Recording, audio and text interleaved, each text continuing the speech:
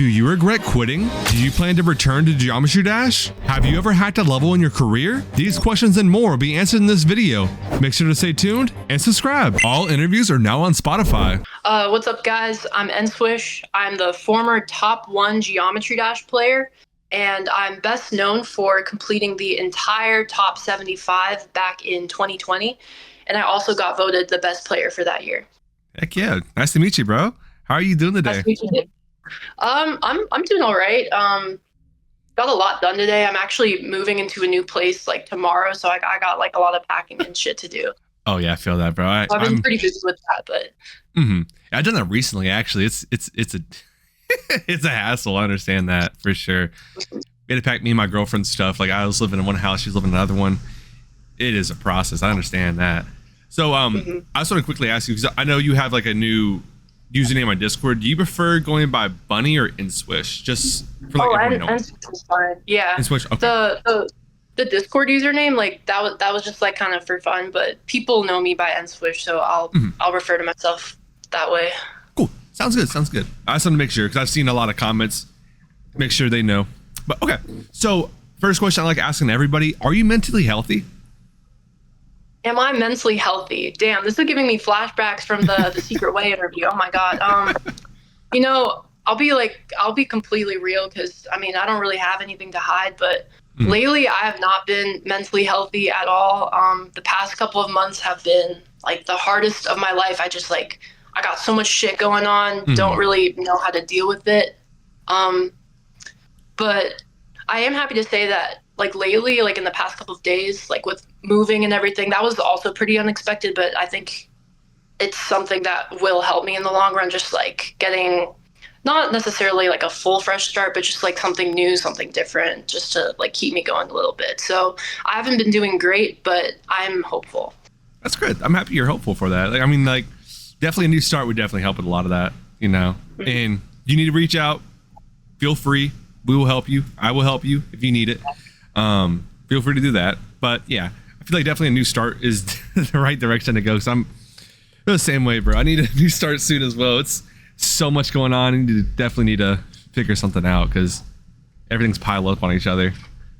But yeah, when you're playing GD though, did that contribute to your mental at all, like being bad or good? Playing GD, like when I was like in my prime, or recently? Either one or both.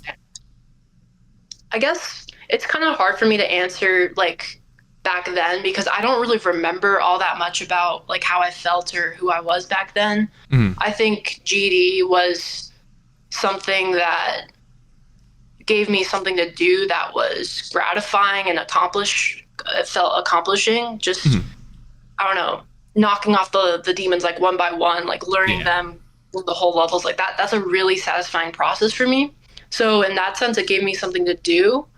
But there's also another perspective to look at it, which is like, oh, I was like a high school student, and maybe I should have done like better things with my time, and maybe I would have like developed like better into adulthood, which is something that I've like struggled a lot with. So I guess at the time, no, but looking back, maybe it wasn't the best thing for me mentally. And then like nowadays when I play, I just like, I can't, like if I get a little bit frustrated, I hate myself. I was streaming Sinister's Silence the other day, trying to go for a new hardest. I streamed for like 20 minutes. I was just like hella depressed the whole time. Like literally every single time I died, I was like, I can't do this. So I just like rage quit, deleted the copies, and I was like, I'm done with this. You drop it? Yeah, I dropped it. Like it's genuinely not a fun level at all. I don't know if you've like heard much about it, but it's 8.5 minutes long. Easy. I don't want to call it easy, but it's like compared to all the other levels on the list, like the gameplay is like really easy. And then every time you die, it's just like, I don't know what I died to. This is so frustrating. Yeah. So it's not like a terrible level, but I think the experience of playing it is pretty bad. I can't imagine an 8.5 long list demon, bro. Like I saw you playing, I was like, why would she go back to that out of everything, bro? Like you had very good raw skill and you pick a 9-minute level. Like, no offense, I'm like, what in the world? What was the thought process behind? Well, yeah, the reason behind it was because it doesn't require as much raw skill, and I figured since I was just like coming back that it would be like easier than the other levels around that range. And you know, it probably is easier than the other levels in that range for me because I don't know, maybe my raw skill isn't as sharp as it used to be, but man, that was a mistake. Like, I just ended up dropping it in a couple of days. Yeah. There's like no commitment there. Sorry. What about Slaughterhouse? I saw you on Twitter saying, I think it was 25 to 87 or something like that. And you said it wasn't even a new hardest, it felt like. Okay, I was exaggerating about that bit a little bit. Okay. Of course, like having CBF and a Wooting keyboard makes it like a lot easier than I thought it would be, but it's definitely still harder than like Tartarus and the Golden without CBF and without a Wooting keyboard. But yeah, it wasn't that bad.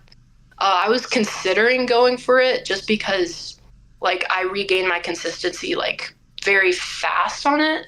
But again, I think I would run into the same problem with Sinister Silence, where as soon as I start playing from zero, I think I'd probably just want to like quit and drop it. Yeah. Yeah, because it's fun from runs, but I imagine from zero it's horrible. Yeah, I could imagine that. I seen have you played from like the, what was it, like 15% yet? Like the, what's it called, the void click or whatever?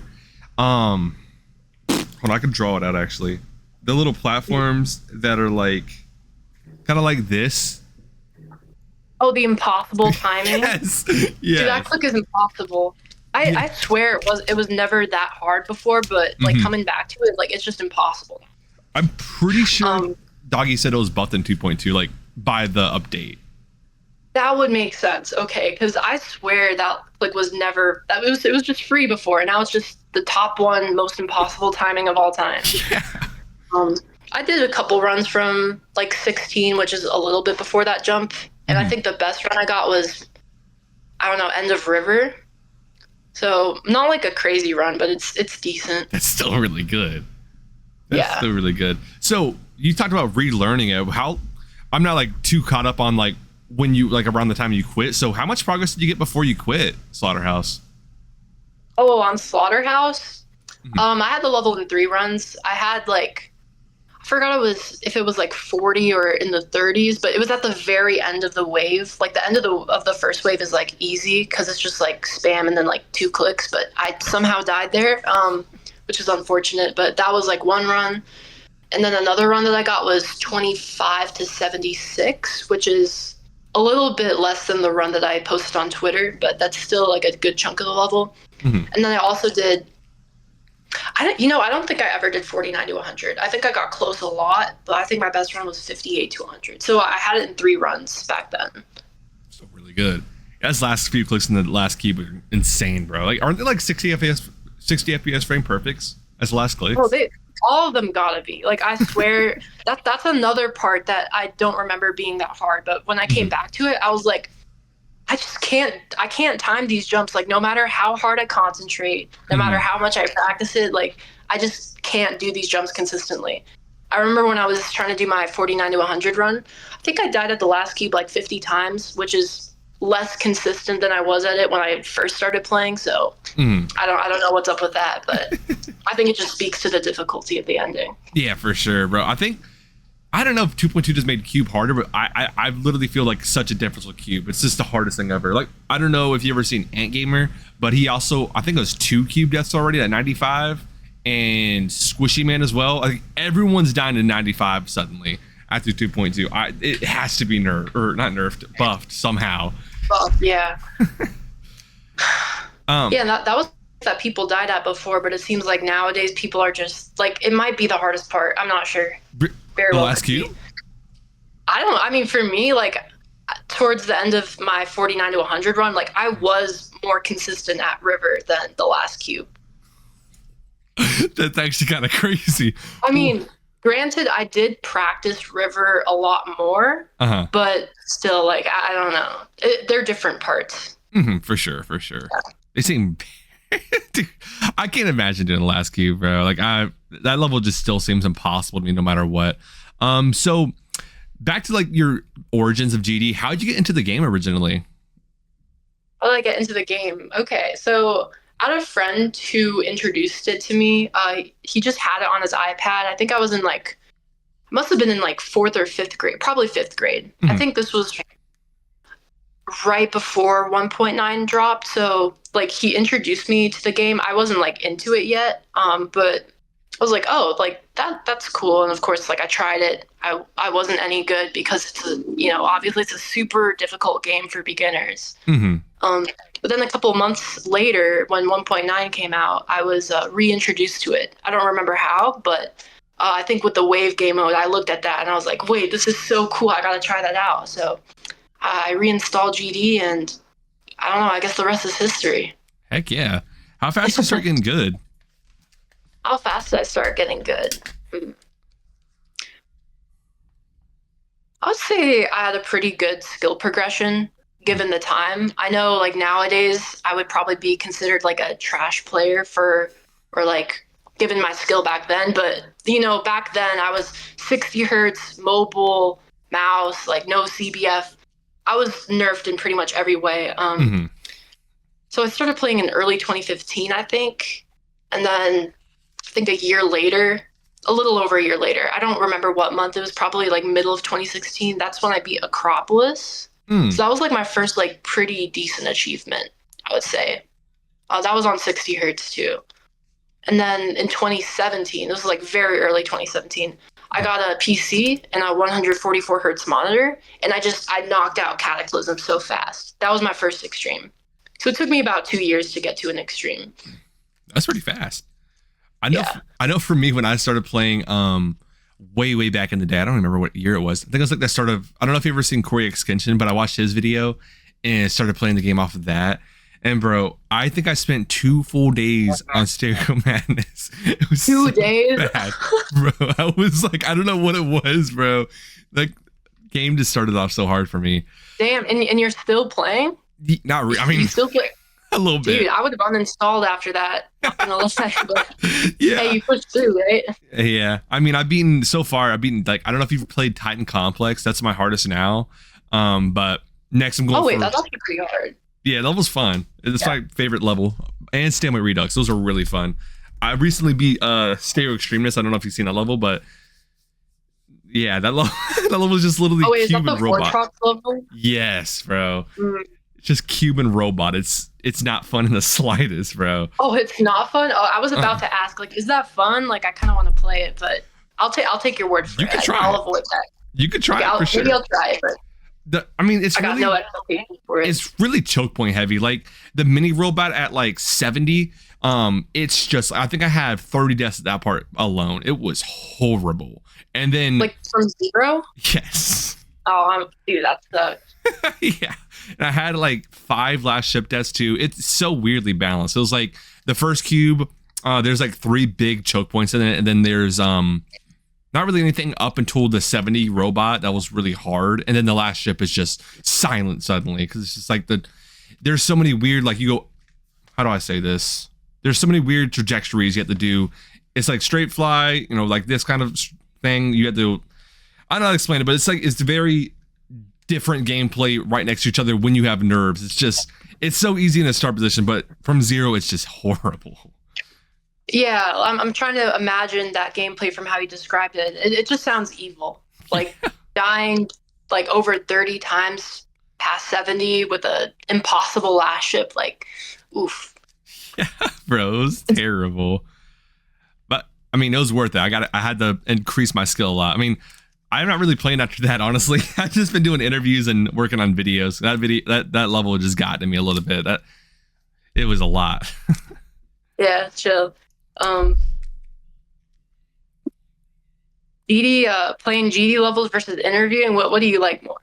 Would you rather just spend interview? Yeah, that's what I figured. Day, bro, it's so much more fun. Yeah. I like learning people how they are, talking to them, just having conversations. It's really fun, and making videos in general. I like content a lot. I very much prefer that over the game, to be honest. But I have one final verification I'm gonna do. It's a list demon. I'm probably gonna take a year on it, and then I'm not playing the game after that. I'm just doing straight content. Oh wait, shit! You're verifying a list demon as a jump from Titan Complex? Yeah, it's probably not the best idea. It's gonna be it's a remake of Lunatic Doom Machine. I don't know if you know that level, but it's a buff and Oh, yeah, extended I know version. that. I can show you Oh, it after okay. if you want. It's pretty cool. It has some really hard gameplay, bro. Like hardest ship I've ever played. At least it's ridiculous. Yeah, definitely share that with me. I'm a big fan of Lunatic Doom Machine. I think that was one of my first insane demons actually. Really? Oh heck yeah. Yeah, probably one of my first five, I imagine. Heck yeah, that's really cool. Okay, yeah, I'll Yeah, definitely but show you after. what? So a buffed and extended version of that? It's so freaking hard, bro. Oh my god. It's impossible. But okay, so get back to you. How do you feel becoming the first player to beat the entire top 75? Oh man, I was expecting this question. Actually, someone asked me this on Twitter the other day, and I just said like, I don't remember. Like it was so long ago. Honestly, like, I mean, I'm sure it felt good and felt really cool. Like, oh, I'm the best player, like, indisputably. I beat all these hard demons like really fast, but I don't remember. I really don't remember the feeling of it. I understand that. It's been a long Yeah. time. How do you feel about Sunix not completing Subversive? Like to become the second person to do that? If you remember that. Like how he didn't do it. Yeah.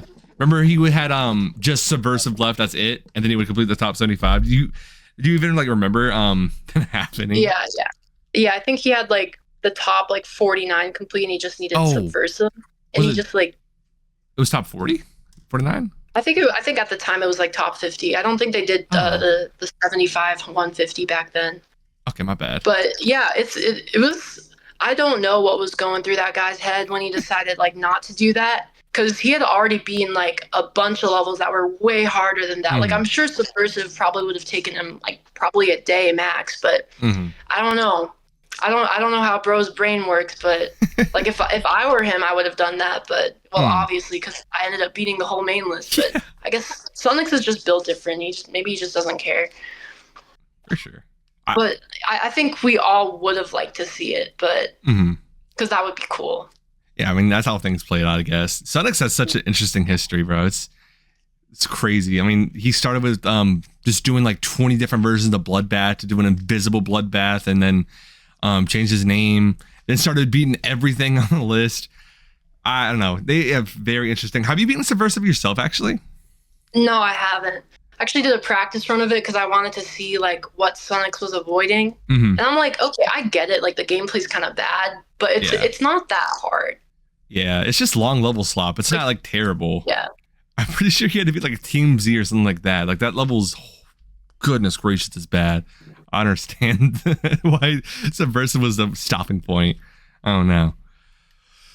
Oh goodness. So, it is one of those things that's like, I think it's funny looking back at it. Like, oh, you had this like godly player who could just like demolish everything, and he just decided like, oh, this one, I'll just not do it. Whatever. Yeah. I'm pretty sure it's like the bottom of the list too, which makes it even like weirder. Like, why? Right. Yeah. That would be like if I just decided.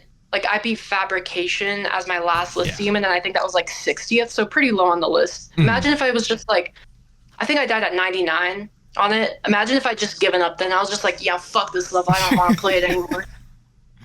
Bro, that would have been insane, bro. That would have gone down to the history books for sure. I think I've seen your Fabrication thing. How is that level? I don't remember. I don't think I liked it. I didn't like most of the levels that I played. And I think other people would agree with that. It just has janky gameplay. And also I died at 99 because I didn't know that I had to jump. Oh my goodness, I didn't know. I just didn't know, because I would do runs to like 99 because I thought it was like over there and I would just like restart, but there's a jump. Oh my goodness, is it invisible or something? I don't remember, but I just didn't know I had to jump there. That's hilarious. Is that a Dream coffee cup, by the way? Or oh yeah, this is a Dream mug. Yo, you like Dream?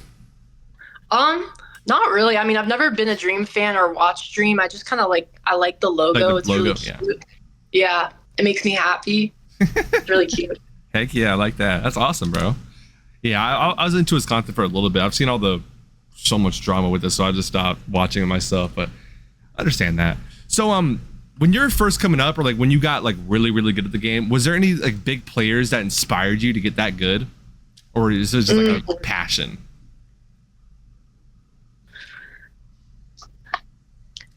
Yeah, that's a good question. I don't know if there's like any specific player, but I know I looked up to like, the legends like Riot and Sonic. Oh, there's another one that a lot of people forgot about, but it's Blast. They verified Wacropolic. Yes. The Rob Top one. Yeah, and then I think after that point, I kind of just had my own motivation to get better. Like I wanted to be like the best player that I could be for myself. I guess I had this vision of myself being at like a higher skill level, and that kind of inspired me to move forward. So at some point I kind of stopped taking inspiration from others and really like took it upon myself to get better. But at first it was like Riot, Sonics, Heck yeah. just the usual. Heck yeah, that's awesome, bro. Who was like your biggest rival back then? Biggest rival. So I know RG took you over eventually. Well, the thing with the RG overtaking me was I didn't really fight to keep my spot back. So I wouldn't say I was ever really rivals with RG.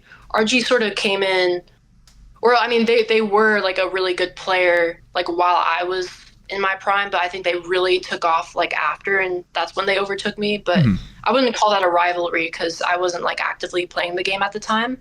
Yeah. But when I was playing, I don't know. I genuinely don't really think I had rivals. I think I was just sort of in a league of my own when it came to like choosing levels and just like going for them and beating them. Like obviously there were other players like Tech who were also extremely skilled, but I think I just had more of a drive to beat a bunch of stuff and commit to it more than Tech did, I guess. So yeah, I don't really think I had a rival. I was pretty uncontested during my prime. For sure. Yeah, I remember when I first saw you coming up. I don't know if you know who Psychotics is, or I think his name is Ninja72 back then. I know that you used to know them, but I know he showed me your level. What's it called? It's Photonic Wave. If you remember that. That's the Photonic Wave, a classic. Bro, I saw that. I was like, this has to be hacked. They had to be hacking. I don't know why, but I was like, instantly, I was like, there's no way. This level looks, I don't know what it was back in the day. I was like, this level looks just impossible. Oh, wait, you saw that back in the day? Yeah, like when you first, like 2 days after you uploaded it. Oh, no way. So you're like an OG. Holy shit. Yeah. Wait, do you so you watch like the verification video and everything? Yeah, the first instinct was like, yeah, this is hacked. That's the first thing I said, bro. Yeah, just some random ass player making a level that may or may not be a new hardest. I'm not sure, because my hardest at the time was Bloodbath. I don't know if Photonic Wave is harder than Bloodbath or not, but man, dude, whenever I hear Photonic Wave, I just think of my reaction to beating that level. I don't know if you remember that, but that was by far like the craziest reaction I've ever had. Like, I know I'm known for like being nonchalant and I verified the gold and let's go. Like, but no, back then when I was a kid, I was very expressive and excited. Heck yeah. Yeah, I think I need to go back to that reaction, bro. So actually, that trying to transition well to the next question. So why was it more like a because I know W pop off. What am I saying? Sorry. With your reactions, are you like purposely nonchalant, or is it just like a natural, like, okay, I did it kind of thing? It's more chill. Okay.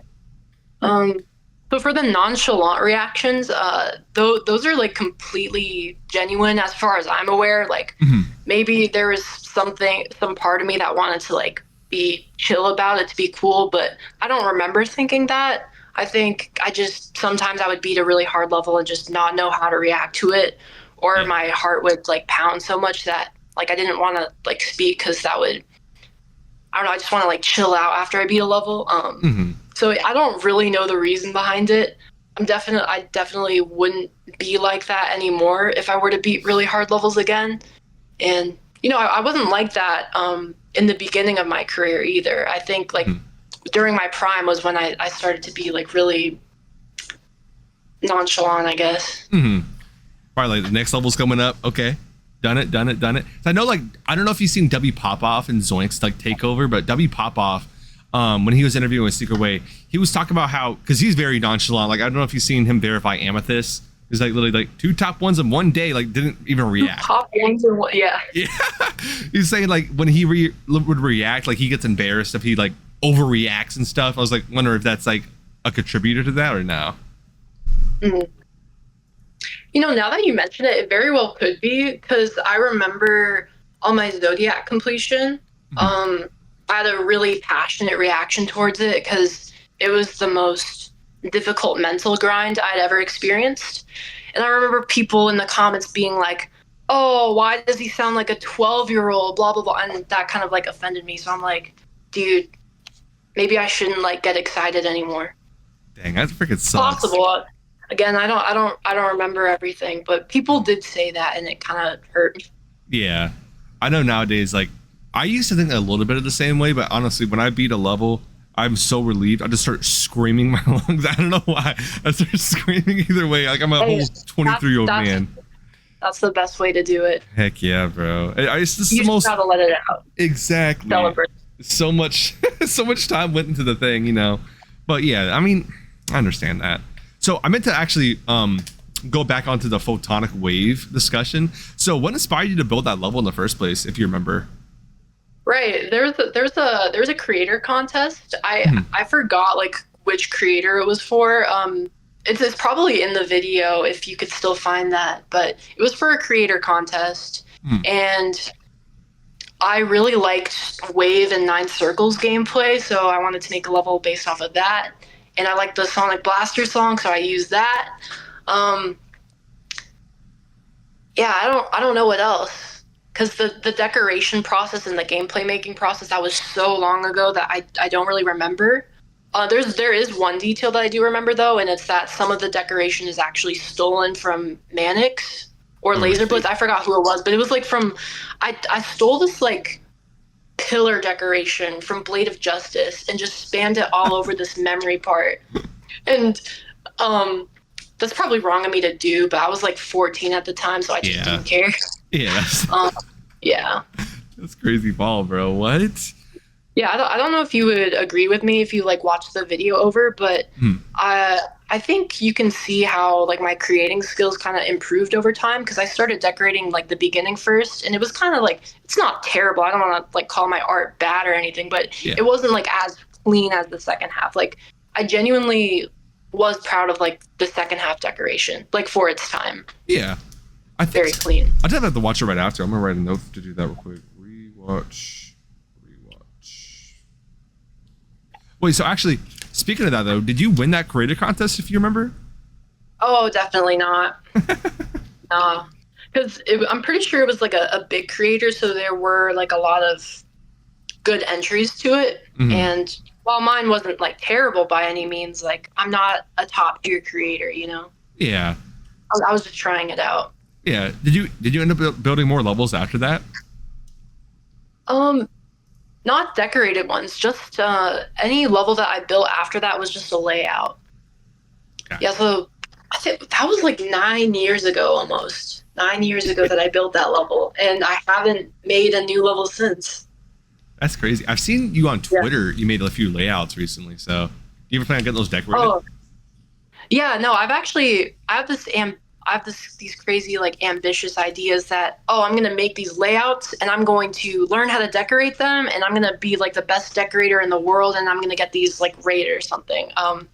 Obviously that's just an idea I have in my head. But it never like goes anywhere because I don't have enough motivation to either like finish structuring my layouts or learn how to decorate. It's so overwhelming, like every new update, or I guess there haven't been that many like new updates in a while, but like 2.2, that added just so much stuff to the editor. I wouldn't know where to begin in learning. And I watched this, like YouTube videos about it, and I'm like, this does not motivate me at all. I'm not gonna lie. Yeah. Yeah. Dude, current climate, like creating is impossible. Like there's been so many times I've tried to like build a level. I want to get like 1 creator point. That's my goal. Yeah, I've done with the edited like 100 times. Never made it past the layout, bro. It is so hard. Oh, yeah. Especially 2.2. What usually happens when you try to decorate them? It just starts becoming hot garbage so fast. Like I have a bunch of friends that are like really good at, I don't know if you've seen Bussin' by Kana. I'm friends with him. I've asked for help with him before. I just don't understand. Like 2 minutes and I'm lost. Like it's so weird. Like I can do Photoshop, I could do YouTube videos. Like that's how I honestly express myself in my art, you could say. But try to do creating, it's just the hardest thing of all time. It's really weird. I don't understand how people do it because there's so many unique designs you have to figure out. All the color balancing, all that. It's so overwhelming. But thankfully, like YouTube's gotten so much bigger recently. With so many creators for content creation, for like playing, creating. Like you can see, I don't know if you've seen Person Human 42. They would like casually have a video. Spectre, right? Sorry? Verifier Spectre? Yes. Yeah. The GOAT, bro. Like he would casually just upload a video on like Slaughterhouse, like casual, like talking during it and stuff. It's just like, what the heck? Like you'd never see this back in the day, like a top player just commentating casually about beating the extreme. It's just like the hardest thing ever. And now you have like people like audiovisual doing creative tips like that. I'm happy to see how the the spear of GD is like coming out on YouTube a lot. What is this? Yeah, GD YouTube.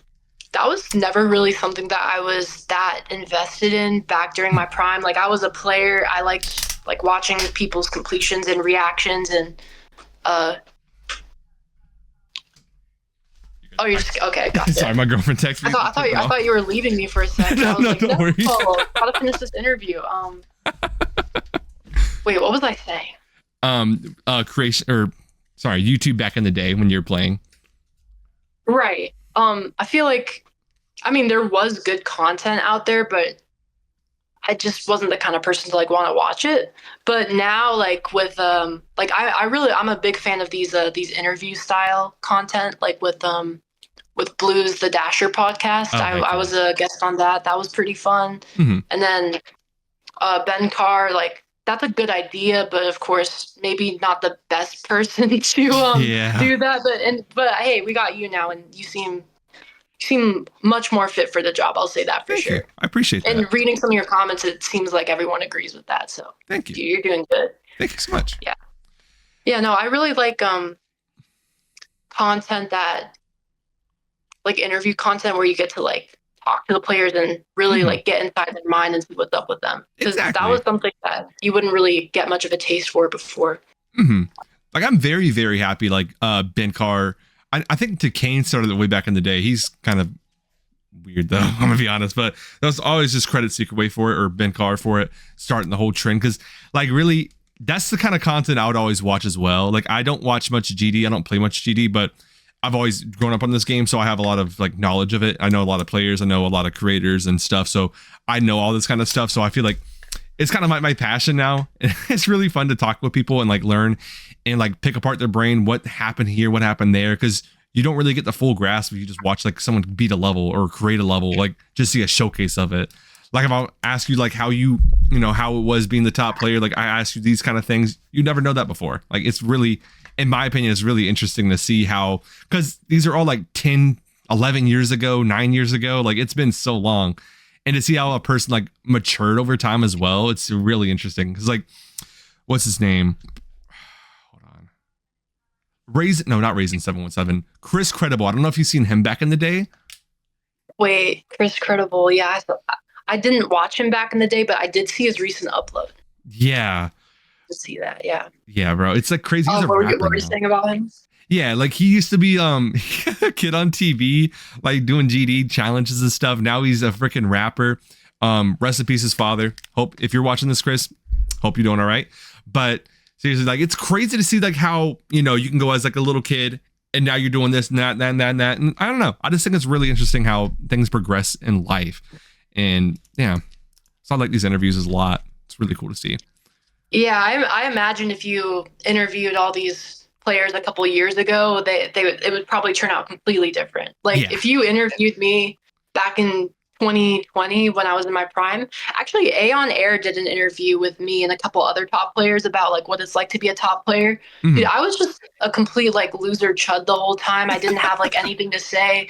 My internet was cutting out, so I'm like, I thought Aeon wasn't even there half the time, and it was just like it wasn't a great interview on my part and my interview's part. But yeah, now I feel like given time, there's a lot more. Like I understand the depth of, I guess, like questions a lot better, and I feel like I got more to provide. Yeah, for sure. A lot more mental maturity. Yeah. Yeah. I know. I don't know if you know who Hotball 1 is. Remember? Yep, I remember Hotball. Everyone remembers Hotball. Bro, I want to get him on so bad because I remember he had like the biggest ego of all human history back in the day.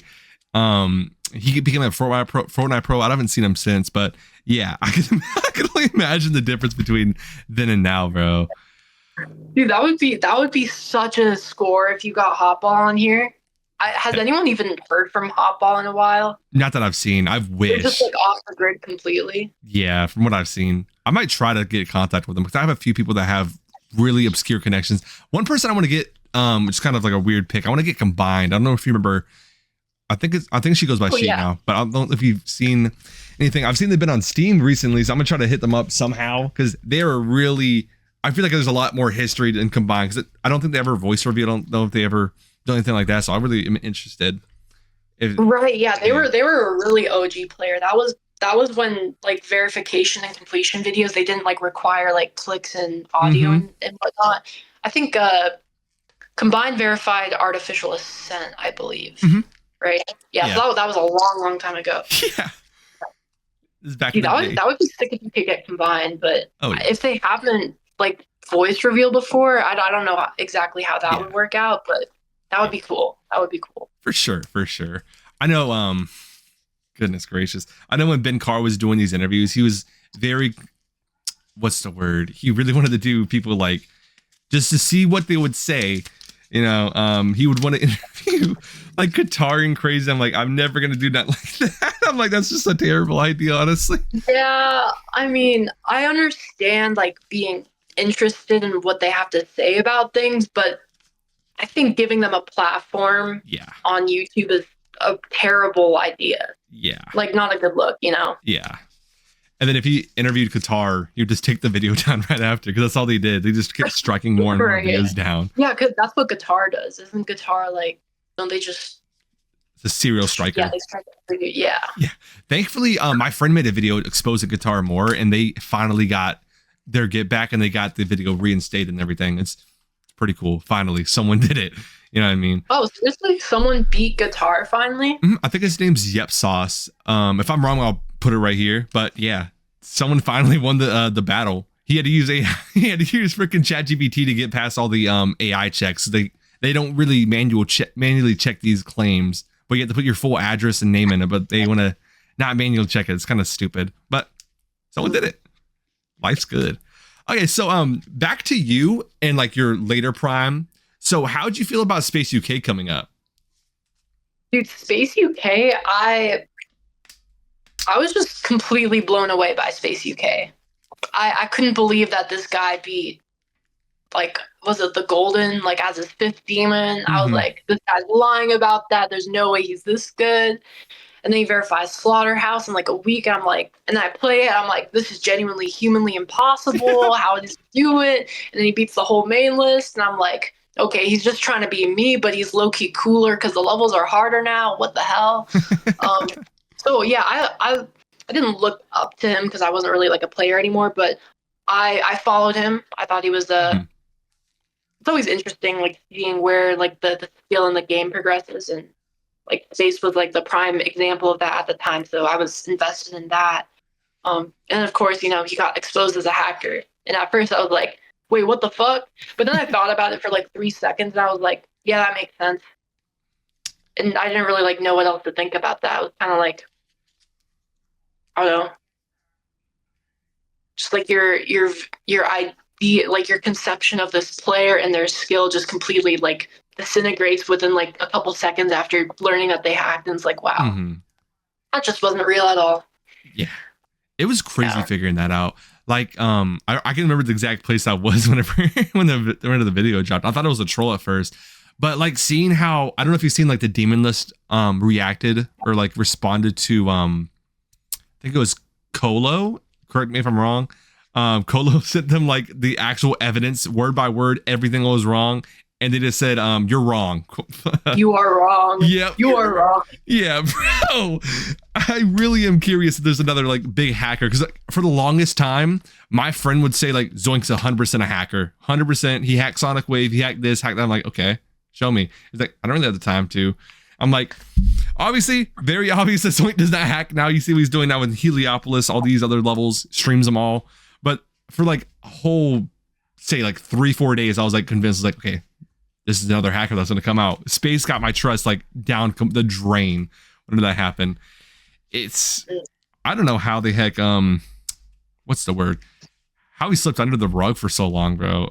Space makes no sense. I mean, I heard from other top players that no one really had suspicions about him because he like fit into the top player scene so well. Like I heard the way that he talked about levels and parts in levels made it seem like he actually played them. So he was just what's the term they use nowadays? Like manipulator? A larper? Or manipulator. This would be pretty he was the master manipulator. No one really like suspected anything. And of course, like, why would you? Like, he seems like a chill guy. Like, you wouldn't assume that he's up to anything nefarious. Exactly. But I think nowadays with I think players are under a lot more scrutiny after the spaceuk situation. So while it's not impossible that like a top player or a top hacker like slips through the cracks, I think it's less likely. Gotcha. Yeah, I hope. I hope so too. I freaking hope. I could imagine another spaceuk situation happen. Like the whole community is gonna go crazy, bro. Like, yeah, I see a lot of videos. I actually made a video myself. I made a video about what if what if Zoink never played the game, and then I think, not trying to say I spawned anything about it, but I've seen this other shorts YouTubers saying like, what if this player hacked? Like, what if Doggy hacked? What if Zoink hacked? What if this hacked? I'm like, really, like, what would really happen, bro? Because imagine if Doggy somehow got away with cheating or Zoink got away with cheating, like the whole community would just be done for. Like, no one's gonna trust anyone ever again, bro. Yeah. Yeah, if Zoink or Doggy turned out to be a cheater, like these are some of the biggest like player personalities in the community. Like that would be, and of course Space UK was like a devastating blow, but Space wasn't really like a YouTube personality. He was just like a player, sort of like me. But if Zoink got exposed, man, that would be just completely devastating. Yeah, I don't even know how people would react to that. You know, people probably wouldn't even believe it. Like hypothetically, if there was like irrefutable evidence that Zoink cheated, I bet a lot of people just like would refuse to believe it. Yeah, that'd probably be me. Yeah, definitely be me. There's no, jeez. I think like half the player base would probably quit, like the top player base at least, because like there's no way to prove anything anymore if Zoink's the one that's cheating. Like it's all cooked. But so back onto spaceuk though, how'd you feel about him using your icons? Using my icons. Hey, I mean, it's only logical, right? Like, I was a good player who used those icons. I beat the main list, and Space was like, you know what? I'm just going to do the exact same. So it makes sense. And I think there are other players that use similar icons to me too. Like pretty sure Trick's cube was the same cube that like I used when I was in my prime. So, oh yeah, and then there's like my ball and everything. But well, on the top of the spaceuk, like, I wish Bro had chosen a different icon set because Bro got exposed as a hacker and now people might see like that icon set as like the hacker. I don't know. I wish, since he got exposed as a hacker, I wish his icons had like a unique identity so I wouldn't be associated with it. Not that I am, but like, yeah, it feels a little weird. I understand that for sure. I mean, I think there's you, Cursed, spaceuk, Trick, and I think there's one other that used that icon set that are like really good at the game. So I mean, hey, they're following your footsteps, you know. other than space. Yeah, I mean, I will say, like, it's tech. Like, I discovered it. You know, like those icons increase your skill, like objectively speaking. Like, it worked for me. It worked for space. Wait, no, it didn't work for space. Yeah. Hey, it worked for a bunch of players, like me, Trick, Curse, like. Yeah, for sure. Didn't you start using those icons because of the golden being dark? I think I started using those icons before. Maybe the colors I changed to all white a little later, but I don't remember. I don't remember the thought process behind my icons or my colors or any of that. Well, I know the all white that tends to contrast well with pretty much any level, so it's a good bet. But my cube, I remember my cube was like the cube, like in a cube, and there's some like the fatter one pattern connecting them. I think I chose that because like it looked simple, but I didn't see anyone else using it, so that's why I chose that. Makes sense. I've seen my friend Riss made a video actually testing out different icon sets. He tests like random ones. He tests out his own set, and then I think he tests out your set or Zoink's. And literally, like his best on Bloodbath was like 25 at the start of the video. He did 30 attempts with each icon set, and he did 3 days of it. And every time he played with your icon set, literally new best every time. It was ridiculous. Wait, seriously? Yes. Okay, maybe my icons have smaller hitboxes. I don't know. Robtop did do that, so maybe you never know. Like back in the day, he had the Lenny cube and the Iron Man cube used to be bigger, so you couldn't beat certain levels like Necropolis. I don't know how he managed that. So maybe so. I mean, Robtop's just a silly developer. Yeah. That's such a silly. I don't know how that fell through, but it's impressive, bro. It's Robtop. You never know with the game. Yeah, for sure. So so speaking of your icons though, how do you feel about your ball getting into the game? Oh my god, my ball. I love it. I love how they put it into the game because it's a ball. It's so cute. I just want to give it a hug. Like I'm so glad they gave my ball the attention it deserved, and now everyone has the pleasure of using it. How'd you make it? Really not. How did I make it? I just used like some kind of like drawing app on my computer, and I made a circle. I just made a circle. That's it. That's smart, bro. Like I started playing with that ball as well. It's works so much better because you don't see the rotating stuff. You just like think of that. Is that what inspired it? Like you just thought like, I won't be able to see this. I might play better. Or you just like want a ball. Yeah, the idea behind it was I didn't want to see the rotation because I thought that would make it easier to do timings. And I think I was pretty spot on with that. Yes, most definitely. Most freaking definitely. Ball's hard without it, bro. But so speaking of the ball, not really the ball, but what I was talking about earlier, how did you become the verifier of the golden? How did I become the verifier of the golden?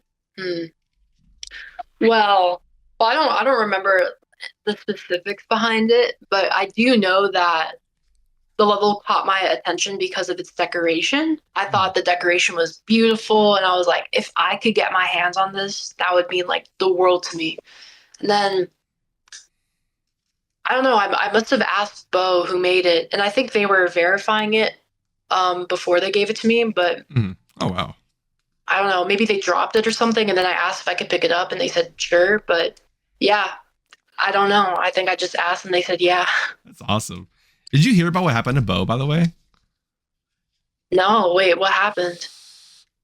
It might not be true because his friends did say it was fake, but apparently he posted on his account and said that he passed away. But everyone, like, there's been so many things of him saying it was a joke and they're lying. So it's literally no one knows.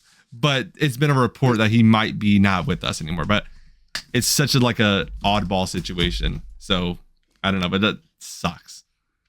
Yeah, I mean that would really suck if that were the case. Like, yeah. I wouldn't want anyone to just die like that, of course. But I don't know. Bo was always kind of an interesting, mysterious figure to me. I never really understood like anything about him. He made a lot of odd community posts in the past. Like, it's the kind of person you just can't wrap your head around. So I wouldn't be surprised if it was like just like a stupid joke, but I also wouldn't be surprised if it was like real too. Yeah, exactly.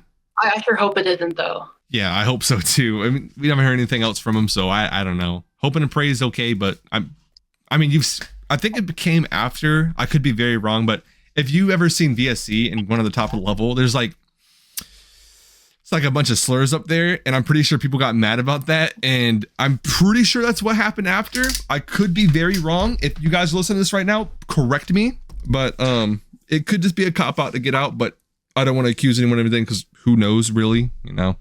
But you know, praise go out to Bo.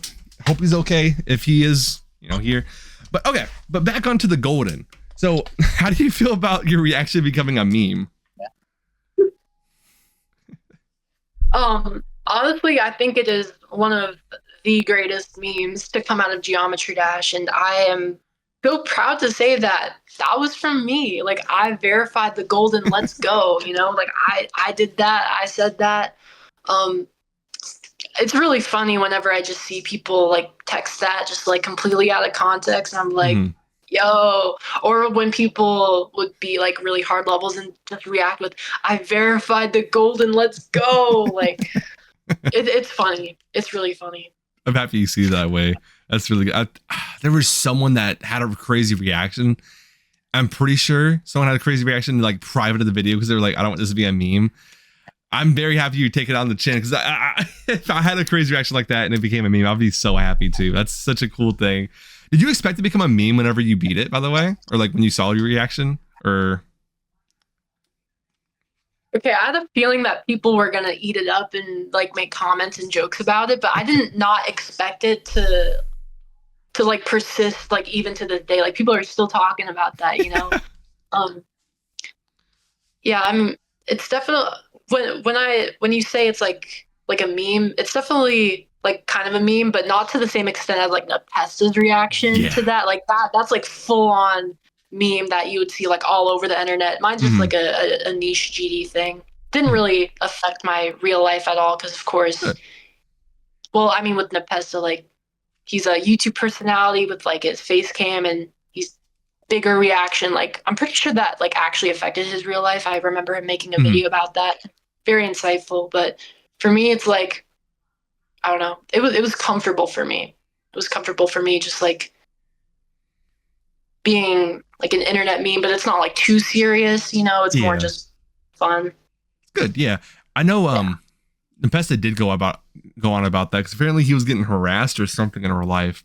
And it was just like everywhere, everything was that meme. Dude, the streams were getting crazy because he would always wear a white shirt, you know.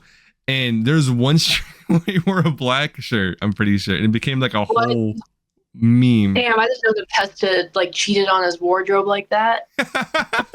Yeah, what the world's wrong with him, bro? But so okay. What happened for stream? Huh? Oh, I was just asking, like, what happened with this black shirt stream? It was mysterious, bro. It was random, bro. Nothing really else happened. Just everyone clipped it out of not out of context, but just clipped it. It became a whole thing for like a few days. But yeah, it's interesting seeing how like that small detail becomes so big, you know.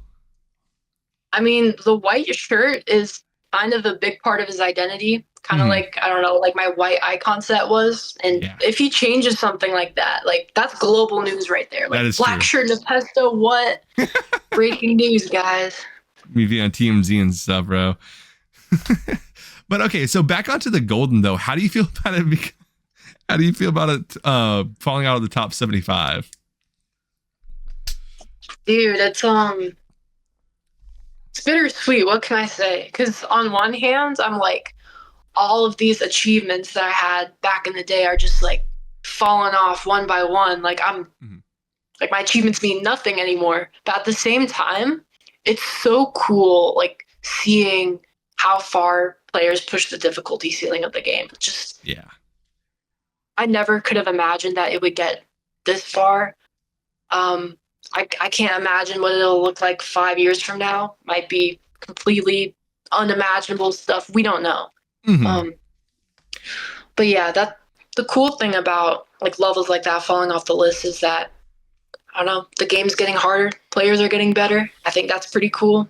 Even if the level did fall off, like I think the direction the game is headed is pretty cool. Oh yeah, for sure. Have you seen like the new the new top ones? New top ones, like the current top ones, like Thinking Space 2 or like upcoming ones. Like Heliopolis, Grief, Yeah. Angelicide. Yeah, I've been following Grief a lot. That's probably the story that I'm most invested in the community. I just want Doggy to succeed like more than anything. Like he deserves it so much. Oh yeah. I can't imagine grinding and grinding and grinding for so long. Like that can't be fun. Like I hope he gets it over with soon and sees it at the #1 spot. And then with Heliopolis, like I've watched I saw Zoink playing a little bit of it, and also Nepesta's challenge, and just seeing Zoink like get 26 in one day, I'm like, I mean, I genuinely don't even know what to say about it. Like, yeah, I've played Heliopolis. I know it's hard. I don't know exactly how hard it is, but given that so many like players dropped out of Nepesta's challenge before like day 20, and then Zoink gets it in like one day, I'm like, how's that possible? Yeah, exactly. Surely that speaks to Zoink's skill a lot. But that's another one that I'm really looking forward to seeing, Heliopolis. And then Angelicide, not gonna lie, I'm not like the biggest fan of it. But it is cool to see players get progress on it. I know you interviewed someone about like someone who had like a lot of progress on it recently, and yeah, it was interesting hearing their thoughts about it. Yeah. Oh, you watched it? Yeah, I watched bits and pieces of it. Hey, that's awesome. I remember that. Yeah, no, I wanted to prepare a little bit for the interview, so I figured I might watch that a little bit. Heck yeah. I remember them saying like it felt like the skill ceiling. I don't know if that was like for them or like in general, but they're like, well, I know it's not. I know things can go way farther than that. Yeah. And I think that's pretty spot on. Yeah, exactly. Because like genuinely, if Zoink could get 28 on Heliopolis in a day, like what can stop Zoink nowadays? Like if he spends a year on a level, what's the hardest thing he could beat? Because I know he said Tsunami is the last level, like the hardest thing he's ever going to beat, and he's done after that or whatever. I'm pretty sure. I know it's just the hardest level he's going to beat, but I'm like, how hard could that really be now, realistically? Because you see how hard Thinking Space 2 is, you see how hard Angelicide is. That level's just actual hell. And then Heliopolis, like, I don't think I could probably pass like 2% on that thing, genuinely. Like, it's like this game is getting to a point where everything's gonna be a 240 FPS frame perfect, and it's just not gonna be fun anymore to a point. Yeah, I mean, it might already be to the point where it's not fun anymore. Who knows? At least I think for like if you and I tried to be Heliopolis, surely we wouldn't have any fun. But yeah. I don't know about other top players. Zoink though. What was I gonna say about Zoink? Oh yeah, like what if he spent like a year and like hundreds of thousands of attempts on the level? How hard could that be? It really is an interesting like theoretical question, because we don't really know. Like we know how many attempts he takes on like top levels, and it's very minimal. So I imagine if he spent like a couple 100,000 attempts on something, I mean, I imagine that would be way harder than anything on the list right now. For sure. Sure. And we see players putting in like hundreds of thousands of attempts into levels, just not like top players. I don't think we've ever seen that. I don't think we've ever seen like top players like really apply themselves like that, except for like Doggy with Grief, but that's not verified yet. Hope so soon, but yeah, we can hope and pray. Have you seen a nerfed it recently? Like played on baby Grief nerfed, and normal Grief? Yeah, I remember tuning into his Grief stream, and he's like, I nerfed Grief, and then I saw the change log, and it's like he didn't nerf much of it at all. I don't know about this new baby version. Maybe that's more nerfed, but I when he said he nerfed it, I thought he meant like mega nerf, but no, he made like barely any nerfs to it. Like I'm pretty sure nobody watching the stream would be able to tell the difference. Exactly. Because it looks the exact same. Exactly. There's literally like 5 different changes to the wave. It's like it went from a 1 gap to a 1.1 gap. Like you did not nerf it that much, bro. I feel like it's such a mind block for him now. I feel like it's like he's being so critical on himself about it. And like if you've seen the stream, like I was watching like casually, and he just casually gets 80%. Okay, next grief, and just plays the next grief, and then he gets like 50 on it, and then he just plays a normal grief without saying a word. Like he barely reacts. I'm like, bro, what the heck is going on? Like doggy's to the point, bro. Like it's any day now, realistically. Man, yeah, I hope so. It seems like some streams he has the consistency to like string everything together, but you know, you just gotta wait for that lucky attempt. Exactly, yeah. Or okay, you don't want to completely rely on luck. Like obviously doggy's still like practicing and improving and whatnot, but like, just one lucky attempt is all it's gonna take. Like he's gone to the second drop like 100 times almost. Yeah. I'm pretty sure he does drop to 100 under 100 attempts every time, so he's bound to beat it pretty soon. Any day now. I'm so excited to see it, bro. Yeah. He deserves like a good 2-month break to just chill with himself, honestly. Yeah, I mean, he deserves it. I mean, I don't know if he's planning on like taking any more breaks until he verifies it, but I sure hope once he verifies it, he just goes on a nice long vacation with his $100 million worth of grief donations and just chills and Bro, I love that, bro, because I've seen I don't know if you've seen like LARPing shorts recently becoming a thing. It's like basically you see like a woman break a window down or something, and they're like, this kind woman helped this person fix their window, whatever like that. And someone did that in the GD, and it was like, doggy is getting so rich. And they just showed him typing in like POR, and he's like, you may think he's typing in porn, but he's actually typing Porsche 911. If you're getting this rich from grief, yeah, because he's trying to get that new car. That's hilarious. It's like my favorite short of all time. I would never stop quoting that thing. It's so funny to me, bro. But no, back at the top of the like top play and like what's the word? The like, hold on, I gotta wrap around my brain. I was saying something. Hold on, I have it written down right here. I can't even remember what I was gonna say about it. Like how Zoink can easily get that progress like that. I feel like there's big players like Nethermine. I'm interviewing him next, and W Popoff, Tygo, people like that. Like Tygo himself, he has 260,000 attempts on Sweeping Demon 2. I'm pretty sure you played that before, right? Me? Yeah, Sweeping Demon 2. Cool. Well, I'm pretty sure there are like copies online, but it's not Tyago's. Okay, so yes, but no. No. Yeah. Yes, but no. Yeah, he's about to verify that one. I've seen he's like mega buff that one. But like I feel like if they had the dedication Zoink had, like Zoink could actually have competition. But I feel like Zoink, he's like in the state you were back in the day. Like there's no real competition. People say like, I feel like W Popoff may have a higher skill, like raw skill, but Zoink just plays. He just plays no matter how he feels. And I respect that a lot. Either way, I respect both of them. But like if Popoff did what Zoink was doing, it would be I don't know. I feel like there would be a chance of Popoff taking over. But that's me. Yo, what up? I'm back. Okay. Welcome back, bro. Should we get back to it? Sorry? Should we get back to it? Yes. All right. So I think you were, before I went on my break, I think you were talking about Zoink versus Popoff and their skill difference. Yeah. That's something that is interesting to think about a lot. I know a lot of people are like, I don't know if it's the same way now, but in the past people are like, oh, don't compare players, like that's rude, you don't want to demean anyone. But it's like people do that in any sort of like competitive scene, whether that's like sports or whatever. Like I don't really see a problem with it as long as you're not being like an asshole to anyone. Yeah, exactly. And, yeah, I mean, when like you and I talking about it, I don't think we're not gonna like dunk on anyone because they're like less skilled or anything. But in terms of Zoink and Popoff, I used to think it was, well, it's super hard to say because based off of attempt counts, you would probably say that Zoink is better like most of the time. But also you have to consider like play time. And I know that Zoink uses no clip to learn level sometimes, and that's that tends to be like low play time or low attempts but higher play time. Yeah. I don't know what method Pop Off uses though, but I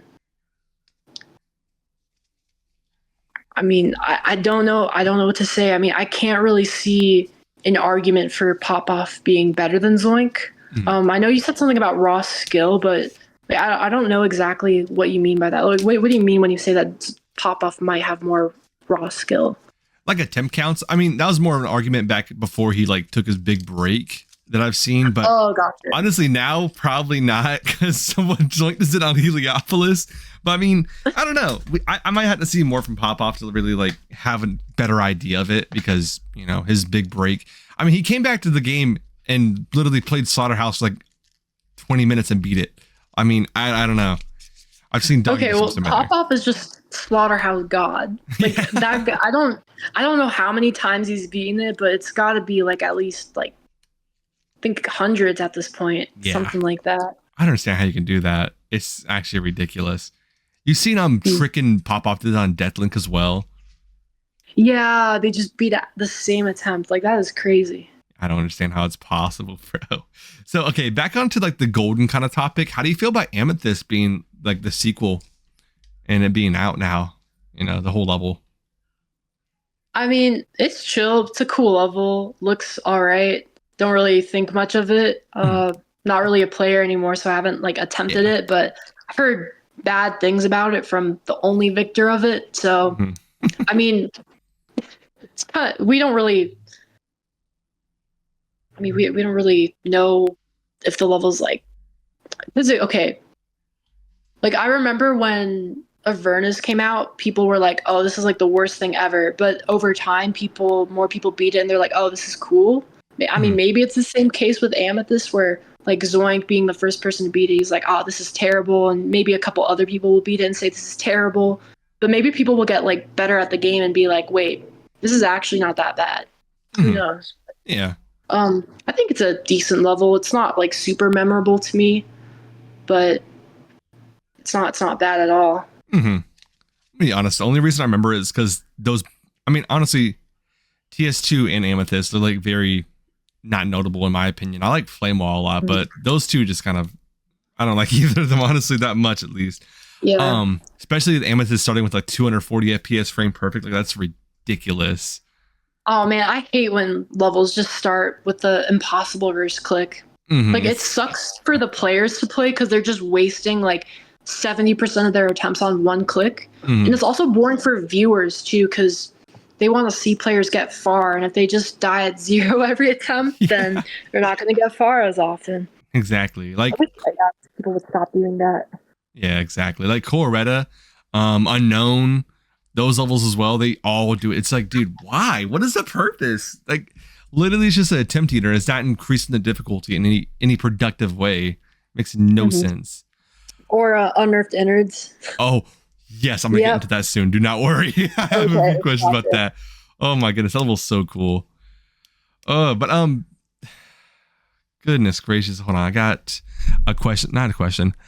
But like Pop Off, I don't know if you've seen the thing whenever Pop Off and Zoink were, or when Pop Off verified it without CBF, and Zoink beat it with it, and then he updated it without like to make a CBF blocker, and Zoink still went through with it with CBF somehow.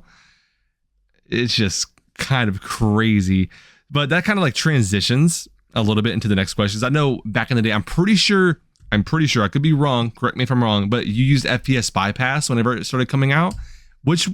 Oh my God, you're right. I was just a dirty cheater. Super duper cheater. Everything's taken away. But no, which one did you think was more impactful? Because I know you played with a little bit of CBF. You played with FPS Bypass for the longest. Which one do you think was more of a what's the word? Not cheat, but which one do you think was more groundbreaking?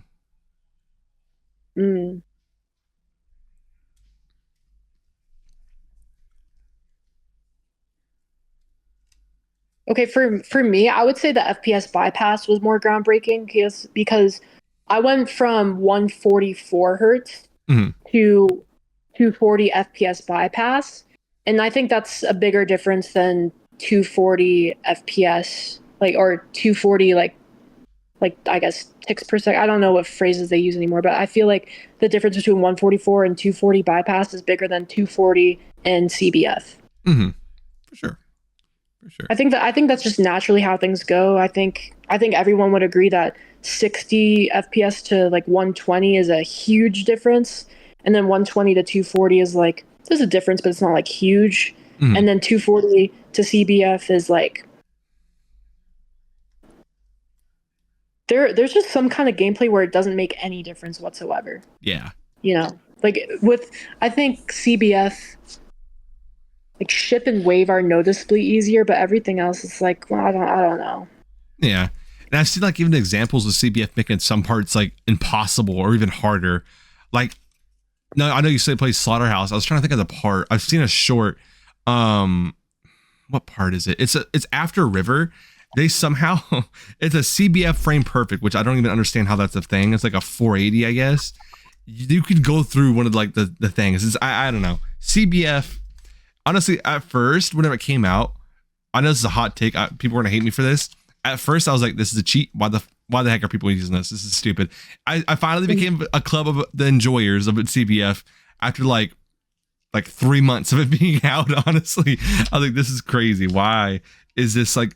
I don't know. I always found it as a hack back in the day, but I'm happy it's finally in the game. You know, that's a reasonable thing to think. Like before RobTop added it to the game, I think it is fair to say that it's a cheat because you can't really achieve the same like results like in vanilla game. Like at least with the FPS bypass, you could be like, oh, that like mimics like a higher refresh rate monitor, so it's like not a cheat. But with CBF, it's like I think it was kind of hard to make the argument that it wasn't a cheat until it got added to the game. Because now it's like vanilla. It's like, well, what are you going to do about that, right? Exactly.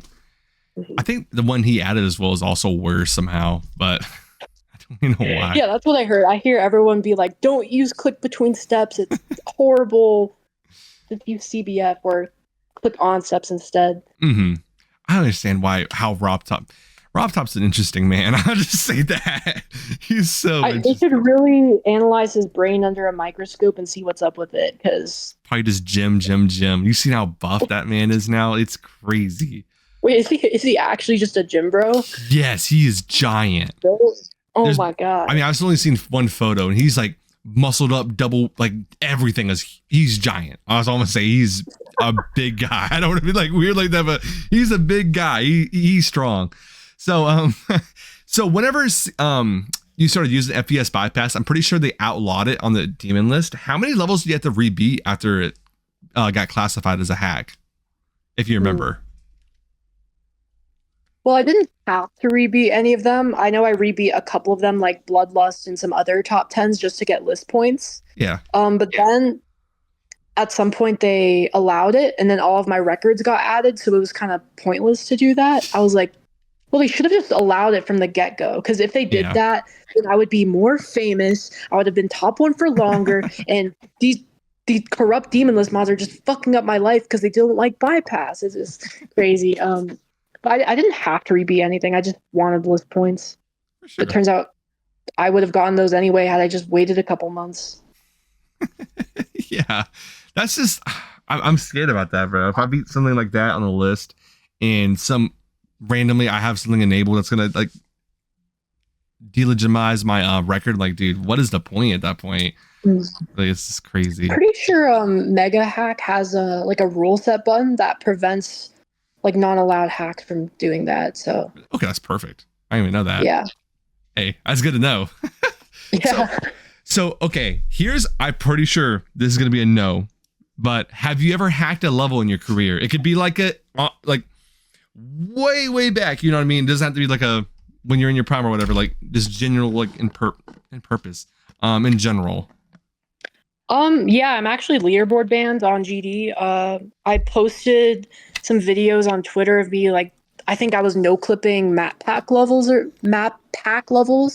and of course that's like a no-go because I'm straight up just cheating for in-game stats, and you know, my ban was fair. I'm not going to complain about that. I'm not going to contest it or anything, but I think what you were asking was about like top player, like top levels. There was one time where I speed hacked Poltergeist by Andromeda, which would have been my hardest at the time, but I never claimed for it to be legit. So while I did hack it, like also no, because I never like uploaded that and claimed to be legit. I just like did that for fun. But I felt guilty about it at the time. I was like, oh my god, I'm so horrible. That's good. You know, pull a Taco Macho, if you remember that. Wait, Taco Mod, what did they do? Did they like no clip something? They started their stream up when they were trying to record on accident, or they were trying to record and they started their stream up like speed hacking Crimson Clutter, and they were supposed to be like a big player back in the day, bro. That was like the only hacking method. Rookie mistake. Mm-hmm. Like, if you're gonna hack, at least be like discreet about it, you know? Exactly. Don't just stream it. Exactly, and be cautious. Like, no, because they hit the wrong button. They meant to like start recording when they hit stream. I'm like, how do you manage? They're so far. Well, they're not that far, but they're kind of far apart. You know what I mean? Mm-hmm. So after you like got very good at the game and you became top 75, I heard, what was it? There was one level you beat. I forgot what level it was because I was rewatching Fresh Lake Water's documentary on you. Just so I can make sure I have a lot more good questions and like more info so I can refresh myself. So I saw like the last level you really beat before you quit. It was like, I remember your reaction was like, "RG, you're not beating me, fucker," or something like that. I wasn't that mean. Like, RG's not a fucker. Like, RG, if you're watching this, I never said that. Vernosis said that about me. This is just gossip. I think, yeah, I said like this was right before I went off to college, like maybe a couple days before. So after, I didn't bring my PC with me. It was just, I was going to be gone for a couple months. And I never actually like planned on coming back. It was just sort of like an ironic, like, oh, I beat this level, blah, blah, blah, just generating hype, even though I know I'm not going to do anything with it. Yeah. But I remember, okay, it was a funny video because I died at like the end and I'm like, fuck. I was so angry. And then I beat the level and I was like, no one is ever taking my #1 spot. Yeah, that's what it was. Okay, my bad. Yeah. What level was that? Do you remember? It was Omega Interface. Oh, yeah. And then, of course, like a week later, RG overtakes me, so. Mm-hmm. Got you. So why'd you end up quitting in the first place? Was it because of college or? Well, I beat the main list in 2020, summer of 2020. So that was the summer before, or was it in September? I don't know, but it was like right before the start of my senior year. So it wasn't college that made me quit. I just didn't really have anything to do. I didn't really see the point of playing a game that just made me just unimaginably frustrated and angry. Like, I know I'm known for being like a nonchalant player, but like behind the scenes, I was like a deranged. I would just like scream and shout and like, yeah, it was bad. Yeah, I was like your classic example of like gaming addicted teenager with anger issues. Not proud of it. But yeah, it was just not healthy. Like, I'm literally choosing to play levels that cause stress for me and make me feel bad. Like, I don't want to treat myself like that. Exactly. Yeah, I guess I just didn't enjoy it anymore. I didn't see a point in continuing. I understand that for sure. So how has your time away from GD's been? Like, how has it been since you stopped? Like, has your mental gotten better? Have you had more fun in your real life? Okay, I'm gonna take a breather real quick because there's like a lot of stuff to say about this. Oh yeah. No problem.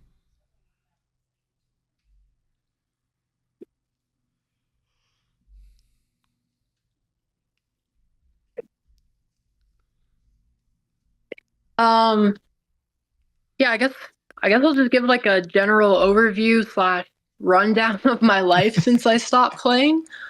Let's see.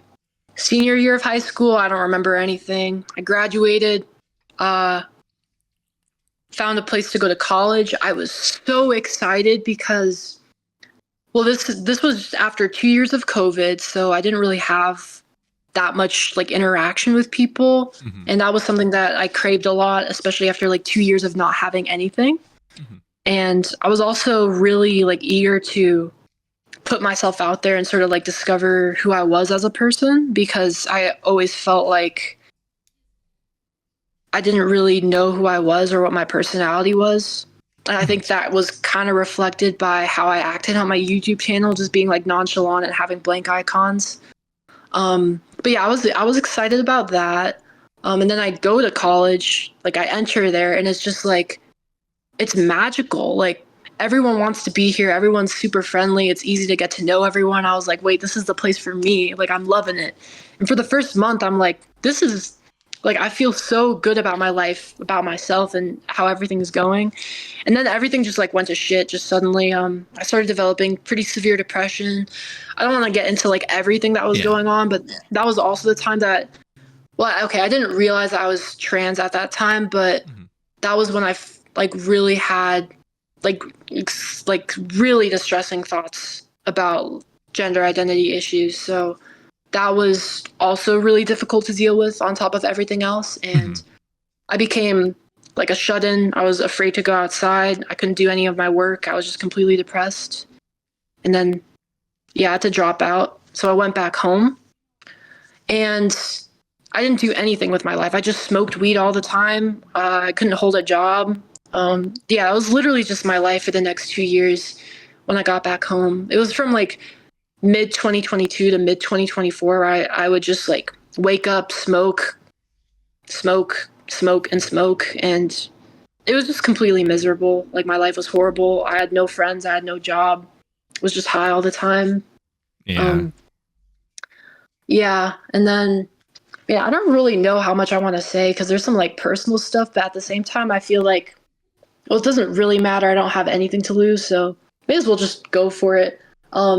About 2 years ago, my parents were kind of like done with me just like living in their house and not working and just using drugs all the time. So they sent me to a treatment facility to get like psychoanalyzed and shit.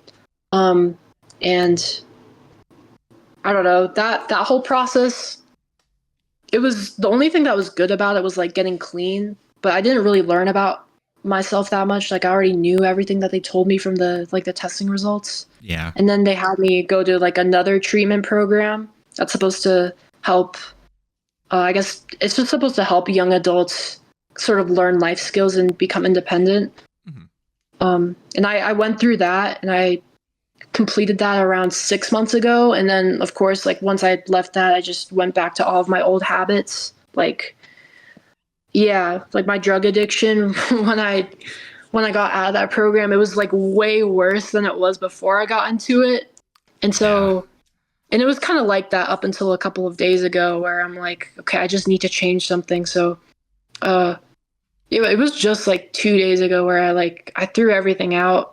I'm making a commitment to be clean and I'm moving into a new place. And yeah, just so my life has been a complete mess. I'm trying to find some like redeeming things that have happened, but it's really hard for me to like think about that right now because I'm not in the best place mentally, but you know, I'm working on it. So yeah, I don't know how long I was talking for, but that's pretty much just a rundown of my life.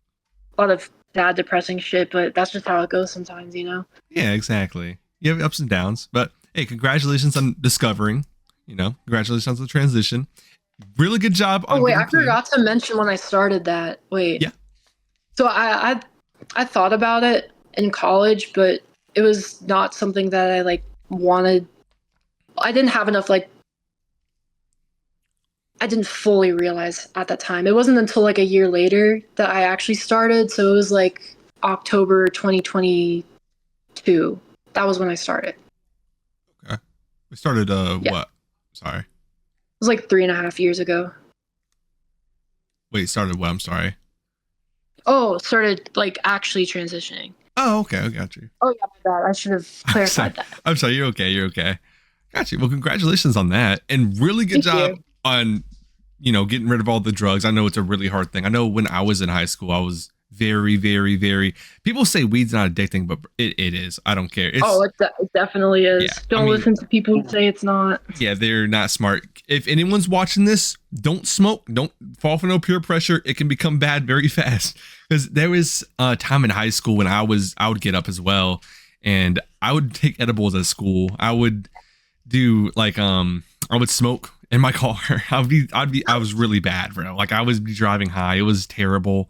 Really, really stupid of me. But now I am completely clean of everything as well. I'm thankful. My girlfriend's very supportive of it too. I mean, I wasn't like fiending about it, you know. I was fine, but it was more like my ex-girlfriend enabling it and me just going to school and I'm bored. You know, I was a senior,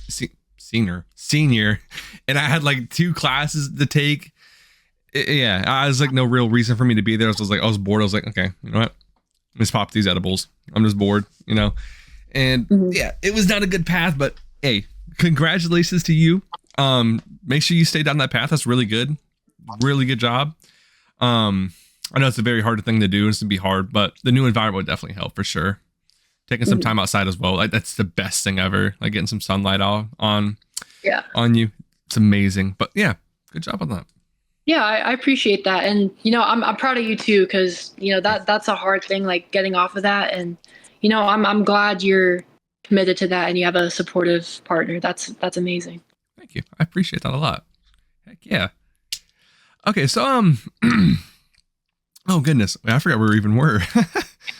Hold on, let me see really quick. Okay, sorry. Okay, I'm back to here. So, do you regret quitting Geometry Dash at all? Man. Low-key, yes and no. Guess I'll go with the regrets that I do have. I think this is a different answer than I had a couple months ago, but the reason I've been regretting it lately is because I've been like, you know, unemployed, so I don't really have a source of income. And it would have been nice to have my YouTube channel just to get some passive income because, you know, people will still watch. The ad revenue still comes in, even though it's not like a crazy amount. It's still better than nothing, right? So there's my regret there. But when it comes to not regretting it, well, if I didn't quit, I think my life probably would have just been like consumed by GD and I probably would have ended up even more depressed. So I think I kind of needed to like take a step back from that and discover these like things about myself and my life, even if it was like really challenging for me. Yeah, so in that sense, I don't regret it, but I wish I had money. I understand that for sure. Do you, well, that kind of like not really transitions, but I need to ask then, do you ever plan on reinstating your old channel then? Well, I did make a new YouTube channel. It's called Fluffy Bunny Bear. I don't know if you've heard about it. I've uploaded a couple videos on there. But I don't know. I mean, I keep saying like, oh, I'm going to go for a new hardest, but I don't know if I have enough like motivation to actually want to do that. And when I tried, I got too bored and frustrated.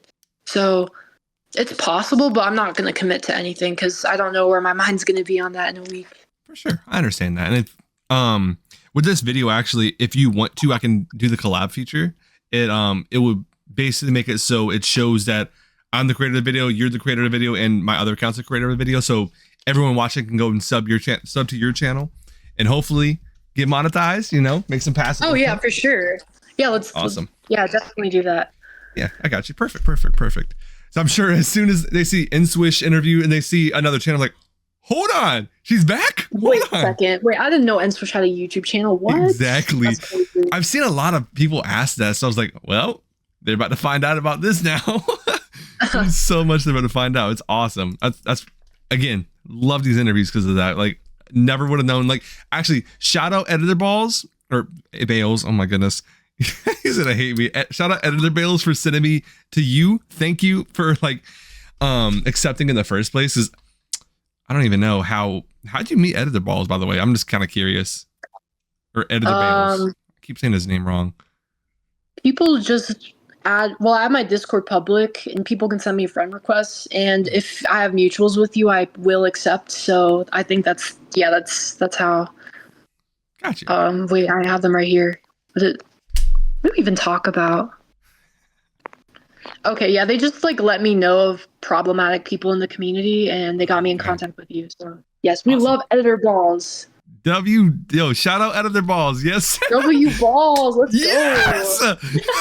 Dude, editor Paul's about to hate me now, bro. That's been a huge thing. I've known Bailey for the longest, bro. He's the GOAT, but I first misread his name, and now everyone just calls him Editor Balls, and he hates it. It's so wait. He just is like it hate not it. Balls? No, it's Bales. But, wait, but the username says Balls. Does it? Did he change it? Yeah. Wait, hold on. Did Your Editor username Balls? says Editor Balls. Yeah. Hey, Balls. Buddy, you have some explaining to do. Yo, I think we got him to change his name or something. Hold on. Are you sure?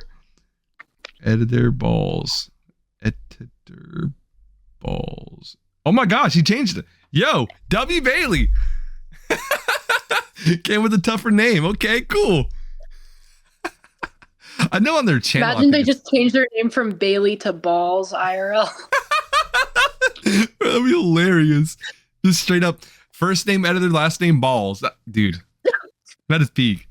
Oh my goodness. Hey, if you hear the suggestion, you do that. Trademark it, you know? You're making history right now, Editor Balls. I know last interview I talked about him a little bit because he's making, I don't know if you've seen Injury before, but he's been making a lot of progress on Injury. And yeah, we were talking about that a little bit. And it was like a whole 10-minute section of it. And it was like, yo, Editor Balls interview featuring Escherate Nuggies. Okay. But hey, you got your part 2. Yeah, I don't think I've heard of that level. You should send that over to me so I could check it out. Got you. It's like, how do I explain it? It's dual focus and impossible. Ooh. Yeah. Oh, and impossible. Okay. Yeah. Like it's a top 1. It's like his version is a top 8, but like the real like hard version the actual verifier is doing is a top 1. But yeah, it's like it's ridiculous basically. It's stupidly hard. But yeah, I'll make sure top to send 1 dual level. Yeah. That would be cool. It's really cool. Maybe It's asymmetric too. Ooh. So it's like based after based? Wait, no, it's not asymmetric. I'm sorry. It's it's not 2-player. It's based after 2-player. No, I think it's just dual. My bad. I messed up. Oh, did you mean 2-player?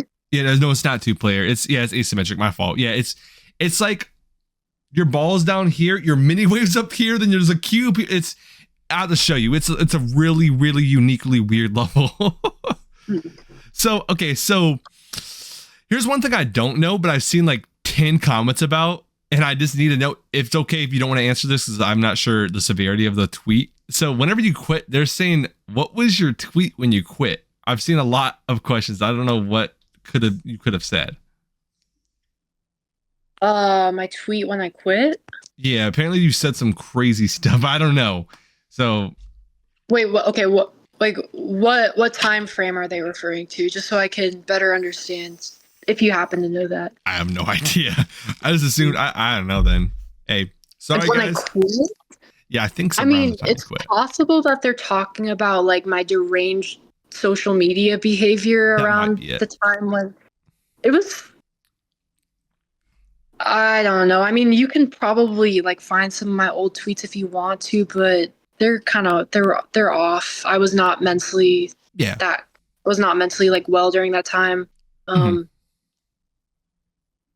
it was just like it wasn't anything like crazy. It's just like weird stuff. Gotcha. If you know, you know. But Yeah. I'd rather not like get into details about that. Yeah, that's completely fine. I understand that 100%. We do stuff when we're not in the right mood. I understand. Hey, no judgment here. So when you were a top player, did any of your in real life friends know about it? Yeah, pretty much all my IRL friends knew about, or like at least the ones that I was close to. So I had like this friend group in high school. It's like 5 or 6 people. Like they all knew. But whenever I would like meet new people, I wouldn't tell them about that. So it's like I had these like couple friends who knew, but outside of that, I'd never mentioned it to anyone. Okay.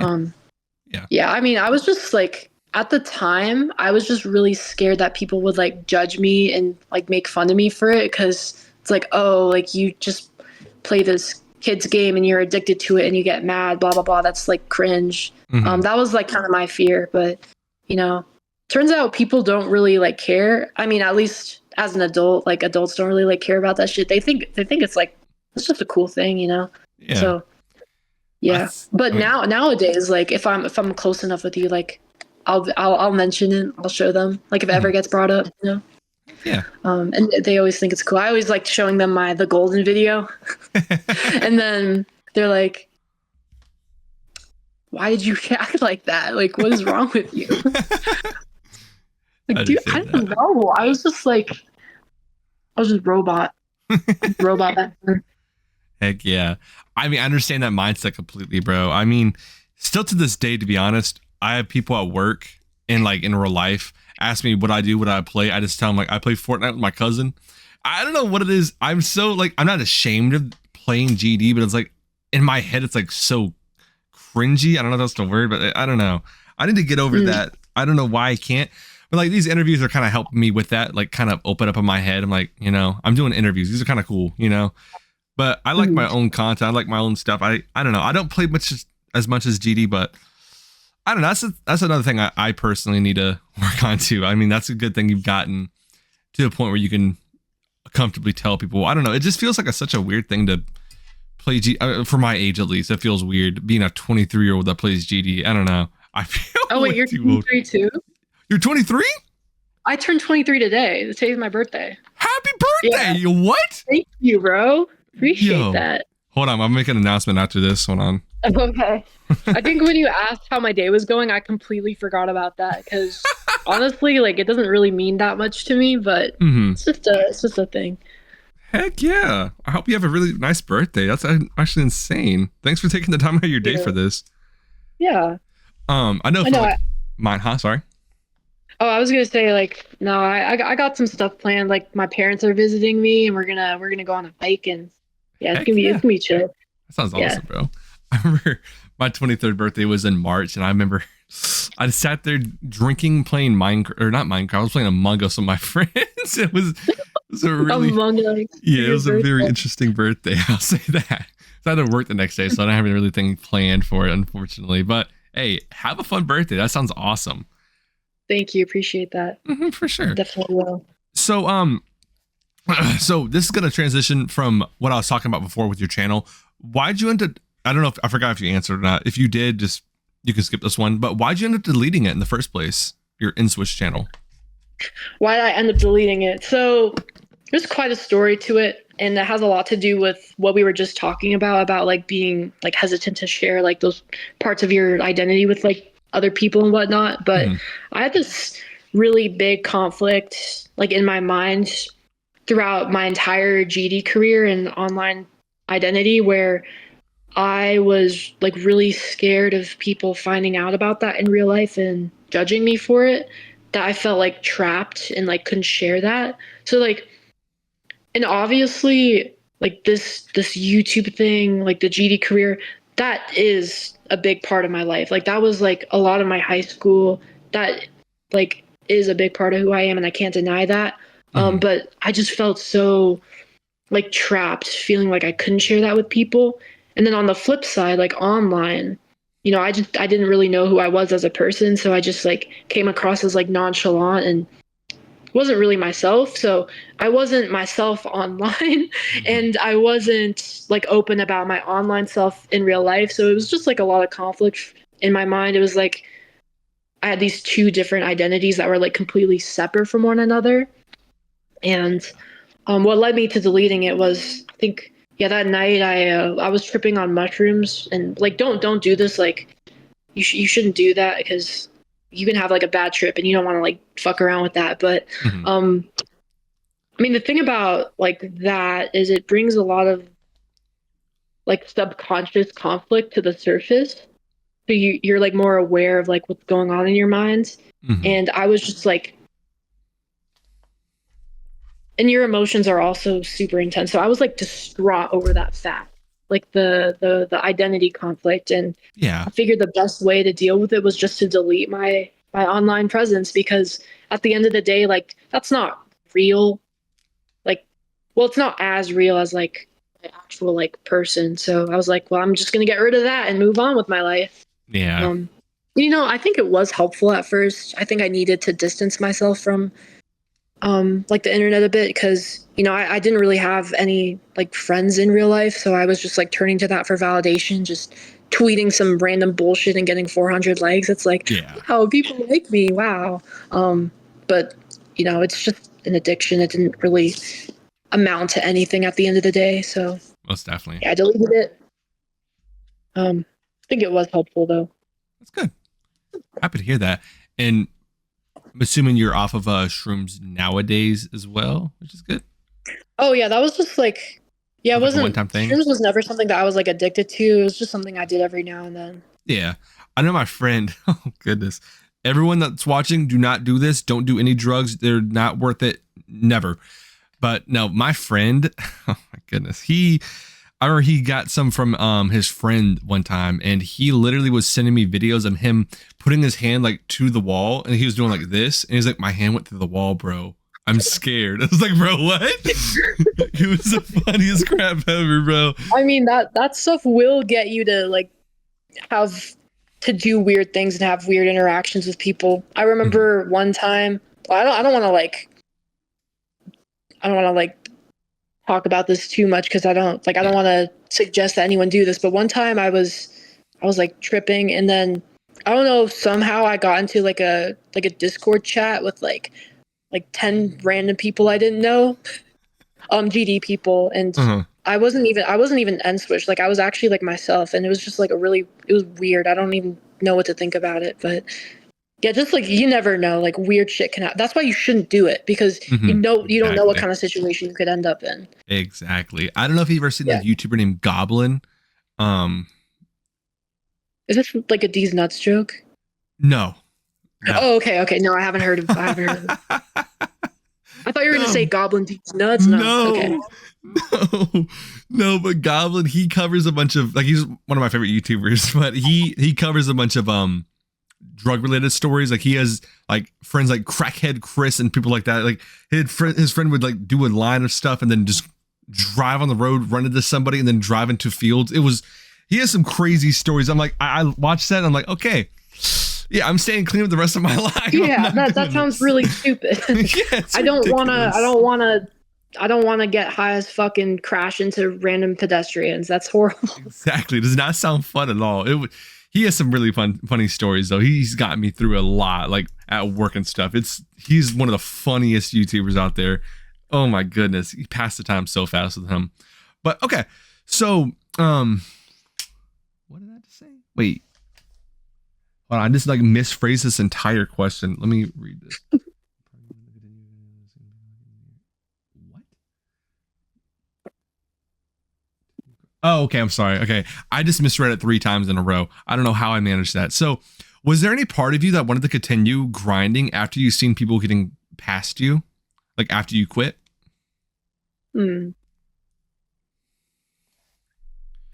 There's always that little bit of curiosity that's like, how good could I be if I kept playing? Like, could I keep up? Or what if I had never quit? Like, how good would I be today? But it's just like, it's just more of like a thought experiment, curiosity. I don't think I would ever like actually pursue grinding again because it's just so mind numbing and soul sucking. But I have thought about it. Yeah. Gotcha. Okay. For sure. I understand that. It seems like a very grueling process when you're that good at the game and you're playing Sinister Silence, for example, at 8.5 minute level, bro. Oh, goodness. Terrible. Speaking of that, well, I think I have it written down later, actually. Yeah, I do. Never mind. Okay. If you hadn't quit the game, though, what do you think your current hardest would be? If I never quit the game, what would my current hardest be?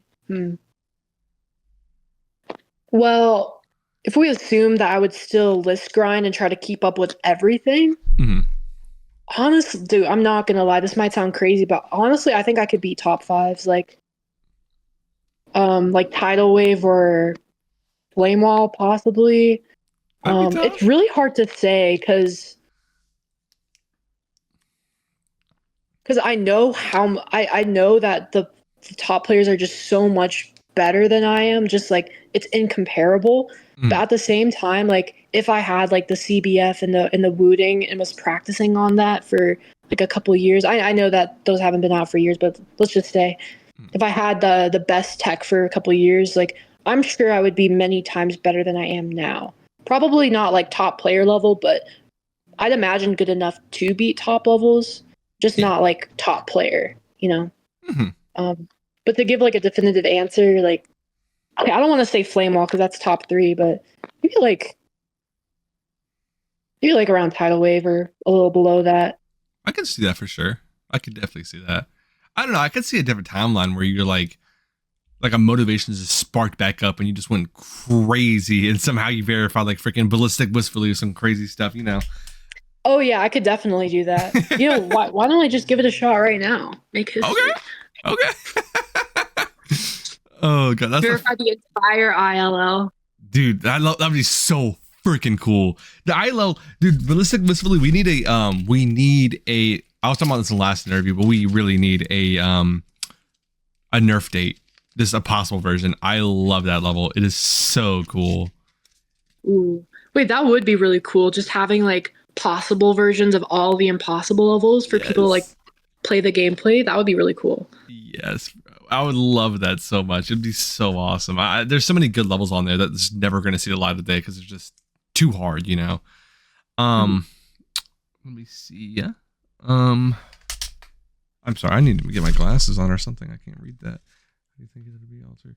Okay, so how do you think it would actually alter you if you were to not quit back in the day? You think it'd be a lot worse? If I were to not quit back in the day, dude, I imagine like if I had never quit and I was still playing up until this day, I'd probably be like developmentally like really fucked up because like there's just, because I mean I was like addicted to the game, you know. I don't think I would have admitted that at the time, but surely like I was because I played like a lot, not like an absurd amount, but probably enough to where it would be like considered an addiction. And you know, there's a lot more that I could have done with my life, or that I did do with my life, considering that I quit. And if I didn't quit, I wouldn't have had this opportunity. So I imagine if I had never quit, I probably would have just like learned uncomfortable truths about myself and my life like later in life, and would not be able to like cope with that. It's a really good thing you quit then. for it is pretty good. But okay, so I don't know if you're gonna have one, but if you want to do a Geometry Dash Mount Rushmore, I like doing these as well. I know secret ways to do them, but I think it's a really interesting thing for each person to do. But I do 4 players, 4 creators, 4 content creators. I'm sure if you don't have content creators, we can skip that one. But I like to do one underrated pick for each of them. So like one person that's like no one really knows about that you like a lot. Ooh, so one underrated person for each category. So for players, I'm gonna go with Zoink. Obviously, the GOAT. We love Zoink. Zoink is crazy. I don't think you can argue about not putting him on there. That's kind of a given. I would also say like Sonic. Sonic was also. Wait. There's only 4, right? And I have to choose an underrated one. Underrated is like you can do 4 and then 1 underrated after. So like okay, 4 and 1 underrated. That makes it so much easier for me. Thank you. Yeah, no problem. So Sonic pushed the difficulty a lot in this game. Verified Bloodbath, or not Bloodbath, Sonic Wave, and Death Corridor Z, which I think was a retrospective top 1, as well as like a bunch of other stuff. So Sonic's definitely, and then me, of course, because I have a huge ego and I gotta put myself on there, man, you know? And you're up there. You're number 2 of all time, genuinely. Yeah. I would say 2 or 3. I think I used to say 2, but after thinking about Sonic's a bit, I think it's more even. It's really hard to say, yeah.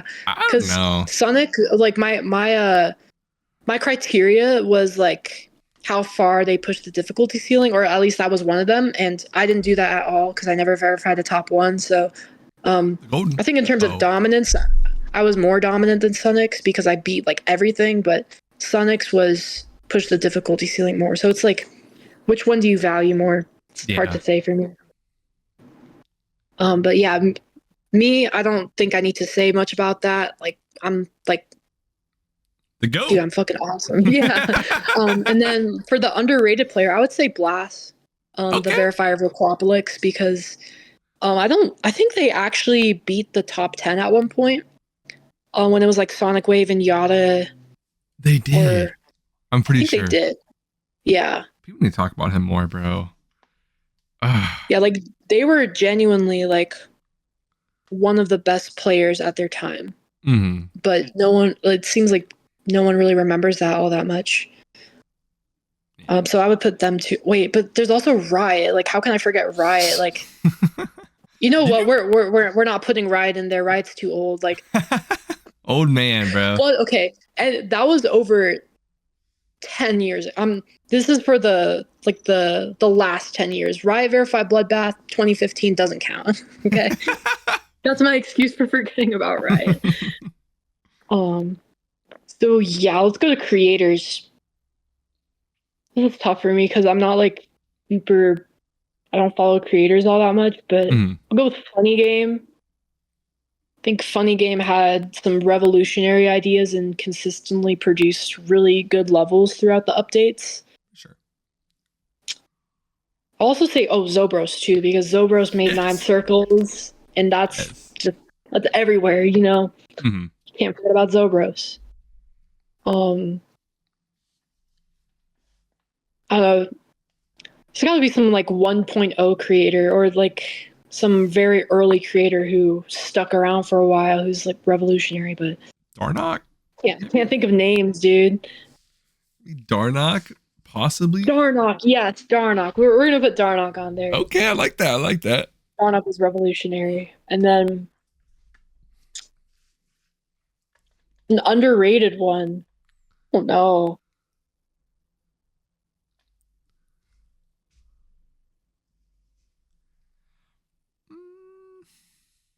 I can't even think of it myself. I can't think of any. I wish I were more knowledgeable so I could like finish this question, but I got nothing for that. So I'll just leave it at those. Oh, good. No problem. Well, what were the other categories? Content creator, and that's it. But I don't know if you know really GD content like that because you never really watch it. So we can skip that if you like.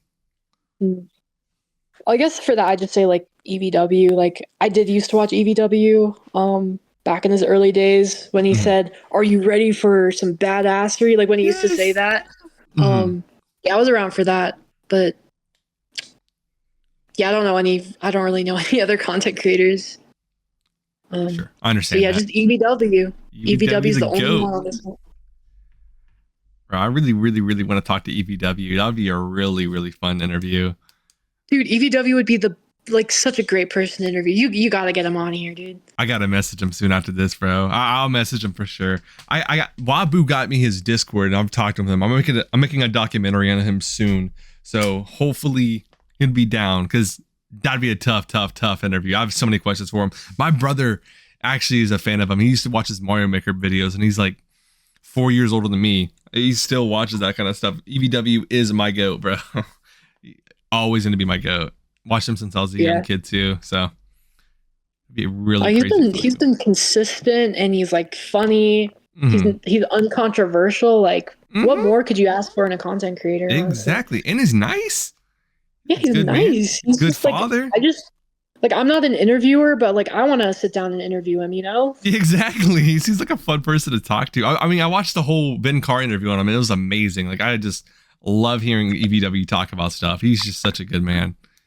That'd be so fun. Okay, so back to you. So obviously before this interview, I was looking into your Twitter, I was looking into your YouTube, looking into a bunch of documentaries to make sure I have like every base covered because I want to make sure I cover everything so everything's on one single interview since, you know, Secret Way interviews are gone and a good platform to have everything if people want to research for another documentary in the future, maybe, you know, you never know. So on April 15th, I saw that you posted on Twitter that you're going to reinstate your channel. Why'd you go against that in the long run? Well, I did make a new channel. It's just under a different name. That's kind of what I meant when I said that the channel's coming back. I don't remember what was the thought process behind not naming it Nswish. I think I was just feeling really silly. I wasn't sleeping that night, so I wasn't thinking clearly, and I was just like, on a whim, I was just like, I'm gonna make this channel, whatever. Hey, that's cool. That makes sense though. I like the new identity. It's awesome. fluffy bunny. Honestly, I'll probably change it back to Nswish just so people know who I am. Yeah. Hopefully after this interview, people will be more recognized. Well, more people will recognize you as, Nswish or Bunny or whichever one, But yeah. So what got you motivated back into the game? 'Cause I saw you've been playing, well, we talked about that, but Sinister Silence and Slaughterhouse.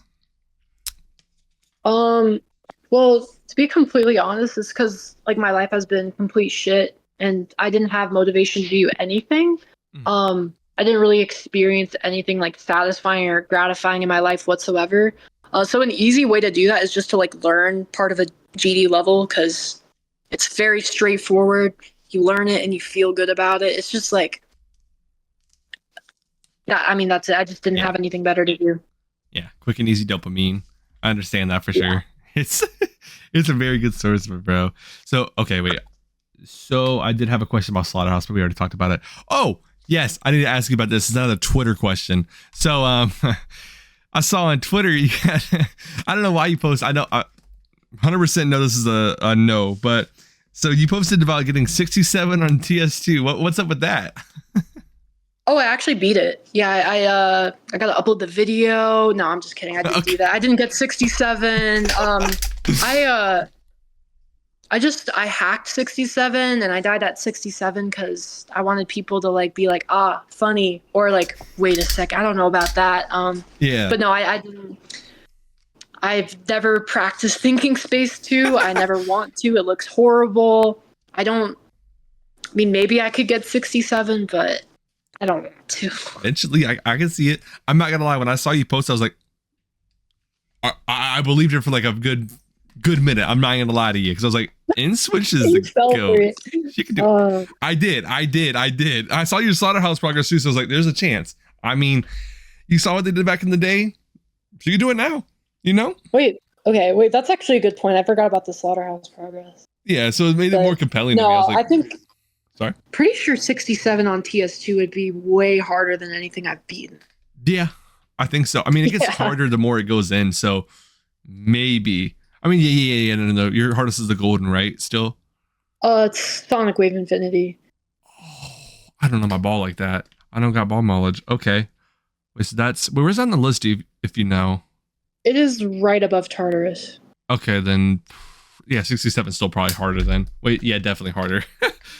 Yeah, that'd be a crazy 67 on TS2 is the new hardest would be crazy. So, well, shoot. Well, no, I can still ask this. So, why'd you choose Sinister Silence as your first list demon, or like your new first list demon, 2026? I think I talked about this earlier, but it was just because it looked like really easy. Because, well, I mean, the gameplay is easy. I'm not trying to like sound like egotistical, but like it is the easiest list demon. And I didn't want to like put too much effort into it. Yeah, no, and so I learned the whole thing in like I don't even know, like 2 hours or something.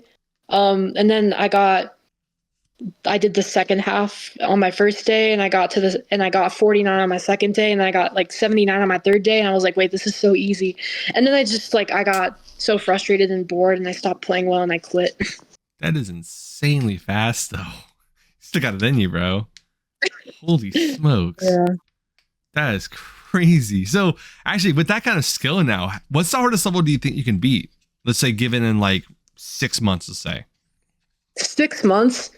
Wow, that is really hard to answer because I don't take 6 months to beat levels. I think the longest I've taken is probably like 1 month. Really? So, yeah. In terms of like days played, I think Zodiac probably takes the cake for that. Okay. But if I spent 6 months, I could probably beat something way harder than my current hardest. Mm-hmm. You think Slaughterhouse? I think I could beat something harder than Slaughterhouse in 6 months. Okay. I could be like Acheron. I think I could beat Acheron within 6 months. That'd be awesome. And I mean, I already have progress on Acheron, so relearning it would be easy. But I mean, I know Tech beat it. I know. Yeah, I mean, he's a veteran player who just came back and beat it. Mm-hmm. Pretty fast too, I would say. You see Space beat it too? Oh yeah, and Space beat it. redemption. Yeah, that'd be crazy. All three of y'all, Space, Tech, and Nswish, like y'all don't have that much correlation, but all three GD legends coming back to be Acheron. That'd be ridiculously insane. I see every GD Shorts channel already on it, bro. Unfortunately, it's just I don't find any level appealing, so I wouldn't go for it. Yeah, no, fully understandable. I'm in the same boat right now. I cannot pick up a level at all right now. It's no chance. But so well, actually, you're probably gonna say no to this. I assume so because of what we already talked about. But this is on the question list. I just want to see if you have one. Do you have a planned final hardest? I don't. I think I've hinted at it a couple times. And I've had some ideas of like what it might be, but that was when I had more motivation to play, and now I have none because I mean I just can't. I don't have time for that right now. But I was thinking of, I didn't decide on one, but I had like a couple in mind. Some were easier, some were harder. I was thinking of like Edge of Destiny. That would be one of the easier ones. Heard it's good. A lot of people have gone for it. And then some of the harder ones like Slaughterhouse, just considering that too. And then Spectre, which is way harder than Slaughterhouse. I thought that could be interesting considering Zodiac used to be my hardest, and Spectre is just, I learned Spectre, it's impossible. I can't do it. I got it in 5 runs. It's not possible. Yeah, literally. 5 runs though. That's crazy. Subsuming Vortex. I never played that, but I was like, wait, this looks interesting. And it has like an impossible click in it. Wait, we're at? Oh yeah, the mini wave click? 60, 61, yeah. Yeah. Goodness gracious. That level's impossible. That level's crazy. Bro, you got Spectre in 5 runs, you said? Yeah. When was that? It was like 2 months ago. Oh my goodness. How long did that take you to do? It took me an absurdly long time, I'm not gonna lie. It took me like, I think it took me like 7K just to get it in 5 runs. And I'm like, okay, if I'm going at this pace, I don't think I'm good enough to beat this in a reasonable amount of time yet. It's not that bad. I mean, it's not horrible. I think, well, I am better than I was 2 months ago because I'm like beating a couple things in practice. I mean, I might be more up for it now, but I don't know. It is really, really, really hard. Yeah, for sure. For sure. I understand that 100%. No pressure for it all. Hey, but just saying, nope, like not saying this is like a peer pressure way, but if you do stream, it's passive income. Just saying, this is an idea. This is an idea. I know if I saw freaking Nswish come back beating Spectre final hardest, that would be like, you know what I mean? I would be going crazy watching that. You know what I mean? That'd be insane. But how did you? Sorry. What did I write down? Okay, never mind. You already answered that as well. How do you feel being the second best player of all time? How does it feel? I'm proud of myself for it. Definitely a big accomplishment. I don't think many people can say that they were like the best at like any given activity throughout their life. That's a very special distinction that I hold. And it also happens to be like in a game that pretty much like everyone has heard about. So that's cool.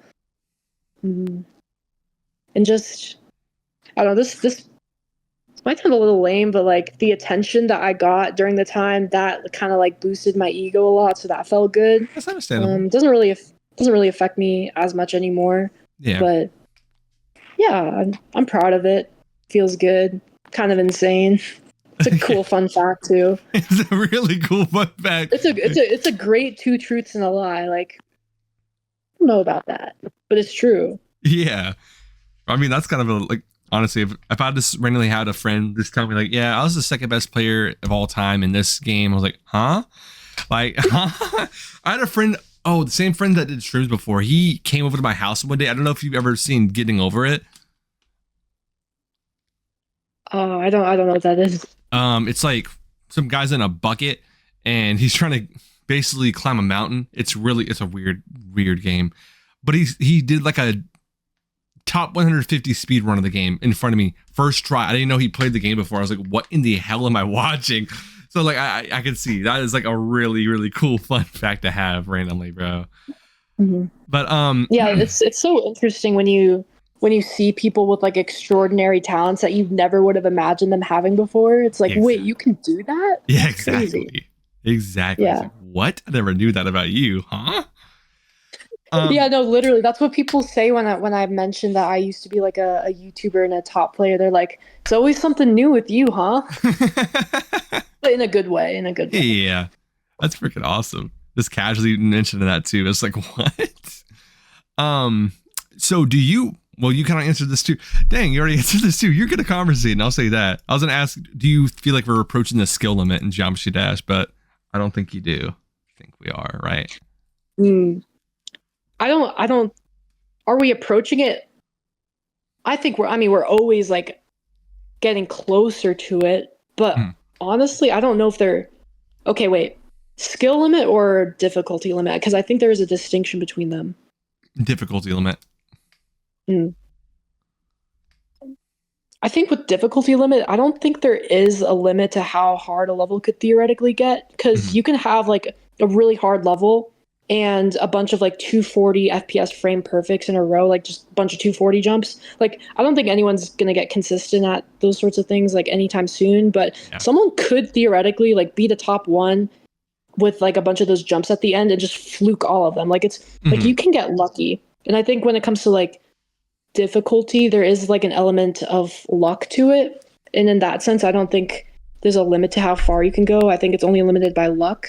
But when it comes to skill, I think that has more of like a cap to it, because, and I don't know where that is, because I think, well, you know, the pattern throughout history is that people say, oh, the game's impossible now. No, it's like the skill ceiling's here. And then you got like players like me coming around, and you got players like spaceuk, but they're a cheater. And then you got like Zoink coming around, and it's like how it's genuinely like incomprehensible.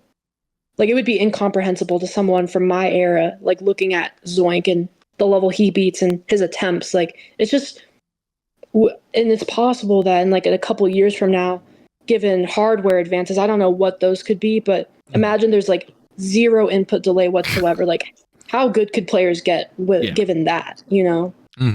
Definitely could be even like 10 times better than Zoink. Who knows? That'd be scary to see. Like, I know when I'm a grown man, I'm probably gonna come back to the game one day and to see like a Turnus V3 verified. I'm like, dude, what in the heck? I don't think this game's ever gonna die. That's what I love about it. Like, there's no way. There's no possible way it can die. But like, it's weird you said like the 240 FPS frame perfect jumps, people can just fluke it. I don't know if you've seen the third variant by chance. Oh yeah, I've seen that. Dude, someone verified it. They had a weird thing. I forgot exactly what happened. They accidentally hacked it, which is really weird, because they had a what was it?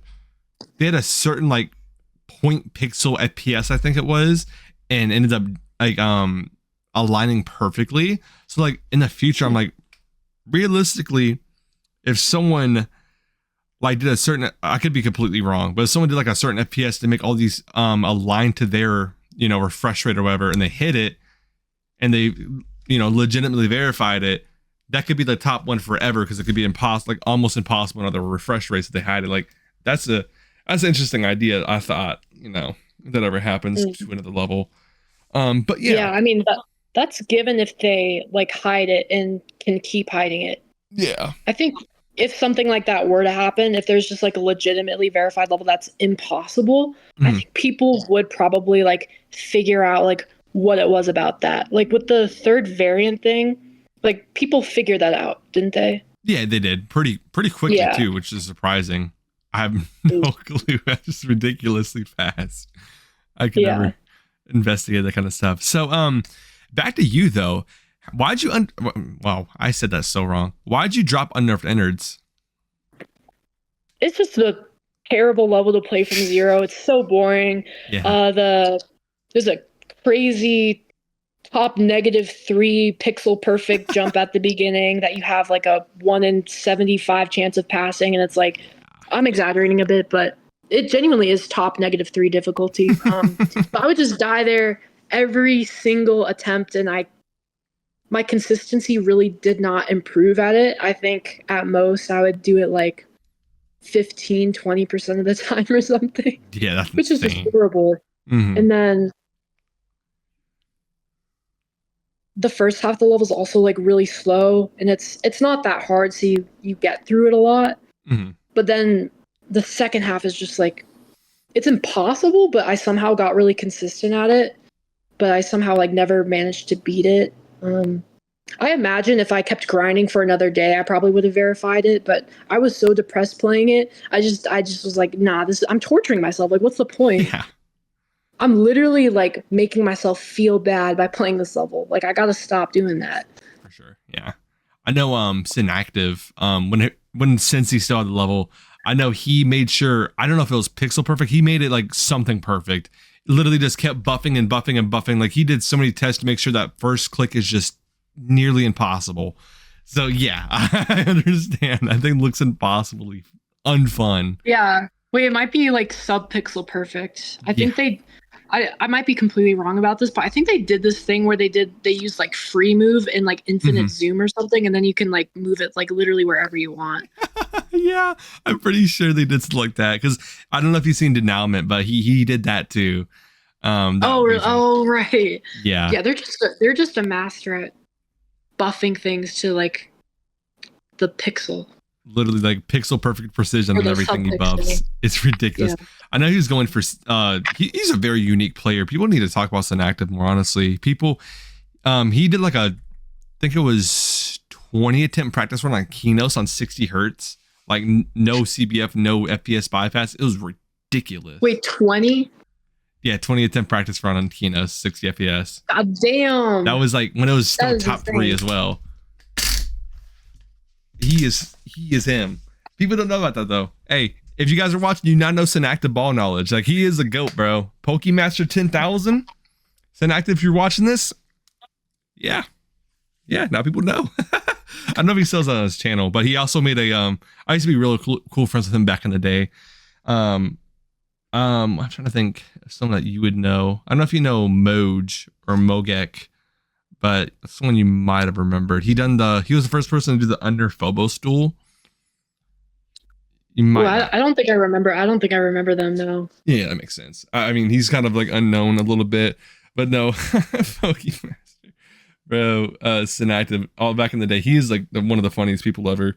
I don't know how he got to where he is now, just making like Denouement, making unnerfed innards impossible. But bro, he started like making diss tracks on people. It's the funniest thing ever. Wait, really? Like on who? On me. I think he made one on Cincy. Yeah, they're like very ironic one. Like, he got me like a stupid butt face or something like that, bro. It's hilarious.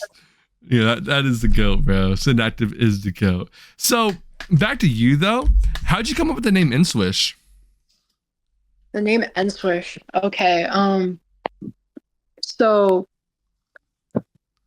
the swish part of it, that was because I used to play basketball, and my skill was my greatest skill in basketball was like the shooting part of it. You know, it would make a switch down whenever we go in. I was pretty awful at everything else, like passing, dribbling. I just didn't have that. But the shooting, that was like pretty consistent. It's like, it would be like if someone was good at like really basic cube timings, but they couldn't beat like any other Extreme Demon gameplay. Like, that was me. Like, I had that skill, but none of the other ones. So that's where Swish came from. And then it was the first letter of my name. It's not anymore. But it was like N, then Swish. And then here's another fun fact about it that a lot of people would not be able to tell, but the N, the S, and the W, those 3 letters used to be capitalized. So it was like capital NSW, like ish. And those are like my full, or they used to be my full initials. So it was there's like a triple meaning behind it. That's really cool, actually. That's so unique. Yeah. Yo, it's probably the most unique username I've ever heard. Then I have a history of mine. Mine had so many bad ones, and I remember my friends, back in the day. Mine was like Marrow for the longest time. I don't know why. I couldn't think of a username that's good. And then I remember Marrow, like bone marrow. Yes, I don't know what it was, but I couldn't think of a good username to save my life. And then, I think my friend stopped talking to me on Discord or something, and I was like my only like real friends back in the day, like when I was young, and my friends made me a team server and called it Team Vernosis. Like, yo, hold on, that's a cool name. And wait, so they gave you that name, or that's what they called it, and you just liked it? Both, kind of like both. But you just rolled. Yeah, I just rolled with it, you know. But yeah, that's kind of crazy though. NSW, yo, that's kind of tough. Mm-hmm. That's really unique. I need to think of a way to do that with my name. That's really cool. So what is your favorite extreme demon of all time? Favorite extreme demon.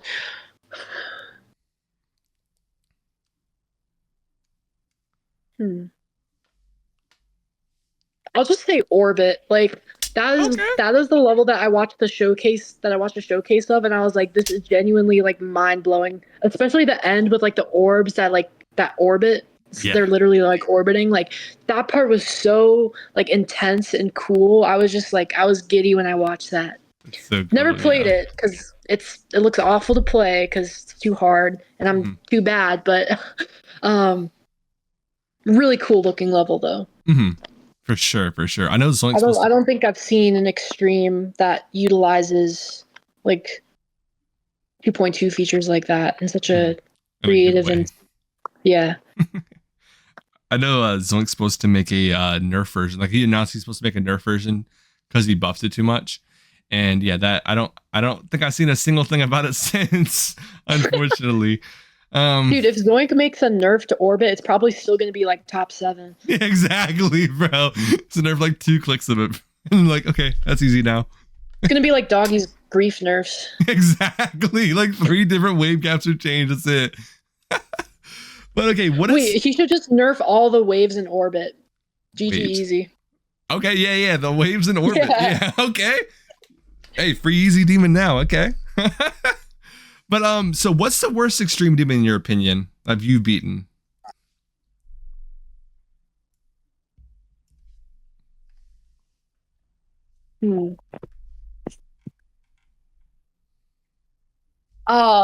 Looking back, I would say Devil Vortex is pretty ass. That level's just terrible. It has a spam, and I didn't know how to spam back then, so I had like a 30% pass rate for it. Mm-hmm. And then there's just an impossible wave at the end, it's probably still kind of hard for today's standards. Like one of the clicks, it's probably a 120. Yeah. But I know what you're talking about. Yeah. Hated that level. So bad. This history behind I remember I reacted when I beat that. Really? Yeah. I know there's an Nswish archive. I have to watch that after. I'm gonna write that down. Watch Devil Vortex. Hold on, I got a few notes. Watch DV. Okay. That is crazy. Yeah, no, Devil Vortex is absolutely horrible. I really want to get Tosh Deluxe on here someday because I really want to talk to him about that. Seems like an interesting guest, to be honest. Doesn't he still deny hacking it? Somehow, someone found like undeniable proof. Like there is a at one of the wave parts right before the dual ball, there is a blue pad what's the word? Blue pad like residue or whatever you call it. Particle, there you go. Yeah, it's blue pad particle that shows that he is autoed, and he still denies it, I'm pretty sure, or he just shut up after. But yeah, pretty funny. Yeah, that would be cool. Just confront him about it. Be like, you hacker, why would you do this? How dare you? Dare you? You are like horrible. How could you do this? I think the biggest crime wasn't that Tosh hacked it. It's that Tosh hacked it and left so many problems in the level. Exactly. Like that's the real crime there. Like it's just horrible. You know what's even worse? What? It was meant to be an insane demon, bro. What? Yeah. So he actually completely ruined it. Yeah, he just demolished the whole level. It's just terrible now. I don't know why he did it. There's nothing gained from it. Literally, because he only got negative feedback from it. But I got a good question for you. I don't think Seekaway asked either 3 of these actually. So, what was the story behind VSC Verified? VSC Verified. Yeah, Okay, I don't remember if VSC was verified yet when I made that, but I just wanted to I wanted a level with a clickable name, so VSC verified. I knew if I uploaded that, people would click on it. Oh yeah. And I wanted it to be like ironic or sort of jokey. So I used this Michael Bublé song, and there's the lyrics in it. It's sort of like, I feel like it represented GD a lot. It's like, I might have to wait, I'll never give up. Like one half's timing and the other half's luck or something. And that's basically what GD is. If you think about it, it's like luck and probability. So I thought that was like a cool line. And then the gameplay I made was, I think it was like touch triggers to make like a bunch of frame perfects. So they're like invisible. And then there's just like a frame perfect at the end that you have to do all the previous frame perfects for to unlock it. And you have to time it perfectly on top of that. So how do you imagine this? Like, how do you come up with this kind of stuff, bro? Dude, I don't know. I think every now and then I'll just come up with like a genius idea. It's like my brain just receives ideas from sort of some like the heavens or whatever. Like I'm not religious or anything, but it feels like that sometimes. And that just happened to be one of the great ideas that I had. Yeah, that is insane. I could never think of that in a million years, honestly. That is ridiculous, especially invisible frame perfect timings. Like, bro, I was always curious. Sorry. Oh, I was like, everything about it is just absurd. The gameplay, there's like a hand telling you to wait. It's like really silly. Insane. But yeah, I think I animated the lyrics too, so they look like they're like floating away. That is crazy. Yo, W decoration then. Thank you. But so what inspired your XO cover? Oh my god, the XO cover, that's like one of my favorite pieces of lore from my time here. It was because it was very recently before I made my cover. Technical did an XO cover, but I think Tech was like legit about it, like they were actually like singing and shit. Yeah. And they got like I never watched it, but I imagine they got like negative feedback from it because they like removed it later. And there's actually a clip of Tech reacting to my video, and they're like, "Oh no, Nswish, you're gonna learn the hard way." So I think they didn't receive good feedback for that. But I was like, "Okay, Tech did this. I want to do this, but I want to be a little silly. I'm just gonna like put my mic in my throat and start like just like or not screaming, but like I was like deadpan singing, like no emotion at all. And then every once in a while I would just like talk a line, like I was just talking it, and everything was off pitch and off rhythm, and I was just being silly. And yeah, I was just being comedic. Yeah. That was another one of the comedic or genius ideas that I had. Yes, it was, bro. Yeah. So good. I know when Tech released that, I remember I was like, yo, I no offense to Tech, but I was like, yo, yeah, that's something. No offense to Tech. He is a goat right there. But your remix kind of Mogs. I'm just going to say, love you, Tech, but your remix Mogs a little bit. Yeah, I don't know. I respect Tech for the effort. I respect Tech a lot, but yeah, that. I mean, you just can't beat the Nswish XO cover. You can't. You really can't. There's just so much passion behind it. Literally, like your throat singing randomly in an XO cover and randomly talking. Like who does that other than Nswish? Like that's tough. That's too tough. Yeah. I don't know who asked me this or how I found this out. What happened to your Minecraft Let's Play? Oh, my Minecraft Let's Play. That was another genius idea that I had that ultimately went nowhere. I uploaded, it was like 5 or 6 episodes of a Minecraft Let's Play, but it wasn't serious at all. Like in one of my videos, I just like broke a block on a tree and then ended it there or something. And then there's another episode where I enter the Nether and I'm like, if I get a bad spawn, I'm ending it here, and I get a terrible spawn, so I just ended it. I think that was my last episode. I was like, I'm done with this shit. But yeah, I was just feeling silly. I don't know. Got you. I didn't have any like goal for it whatsoever. Mm-hmm. I got you. I know when I was playing Minecraft back in the day as well, I would literally every time I would go to the end, not the end, the Nether, I would always get stuck in the worst parts for the Nether ever. I don't know what it is about Xbox with Minecraft. There is never a good spawn, bro. It is ridiculous. Yeah. Just gotta get lucky sometimes, you know? So when did you start drinking hot sauce as a snack? Okay, I'm glad to say I no longer do this anymore. I've kind of recovered from that, but there was a time where I would cook myself these like chicken nuggets, and they were kind of bland on their own, so I would pour like a shit ton of hot sauce, and I would put some salt in it too, just give it more flavor. But yeah, I would dunk these chicken nuggets in my hot sauce, eat all of them, and by the time I was done, there was still like hot sauce left. I'm like, well, I don't want this to go to waste, and I'm depressed as shit, and I want to feel something, so I would just like, I would just take the remainder, just like down it like a shot, be like, felt something there. Ooh. What the hell? Hey, I respect that. Holy smokes. What, do you have a good spice tolerance? No, I don't. To be fair, I did the hot sauce that I used wasn't very spicy. It was just Frank's Red Hot original. Oh yeah. So I mean, it's still like a little spicy, but it wasn't terrible. But no, my spice tolerance, it's ironically, it's horrible. Like I cannot handle anything without going like. You find ketchup spicy? Ketchup is the worst. Oh my god. I mean, in terms of spice, that's just like the. No. I didn't mean to say like that. I think that came out wrong. I meant like ketchup is good. I like it. It is tasty. I was about to say 2 interviews in a row that don't like ketchup. There's something wrong with the world.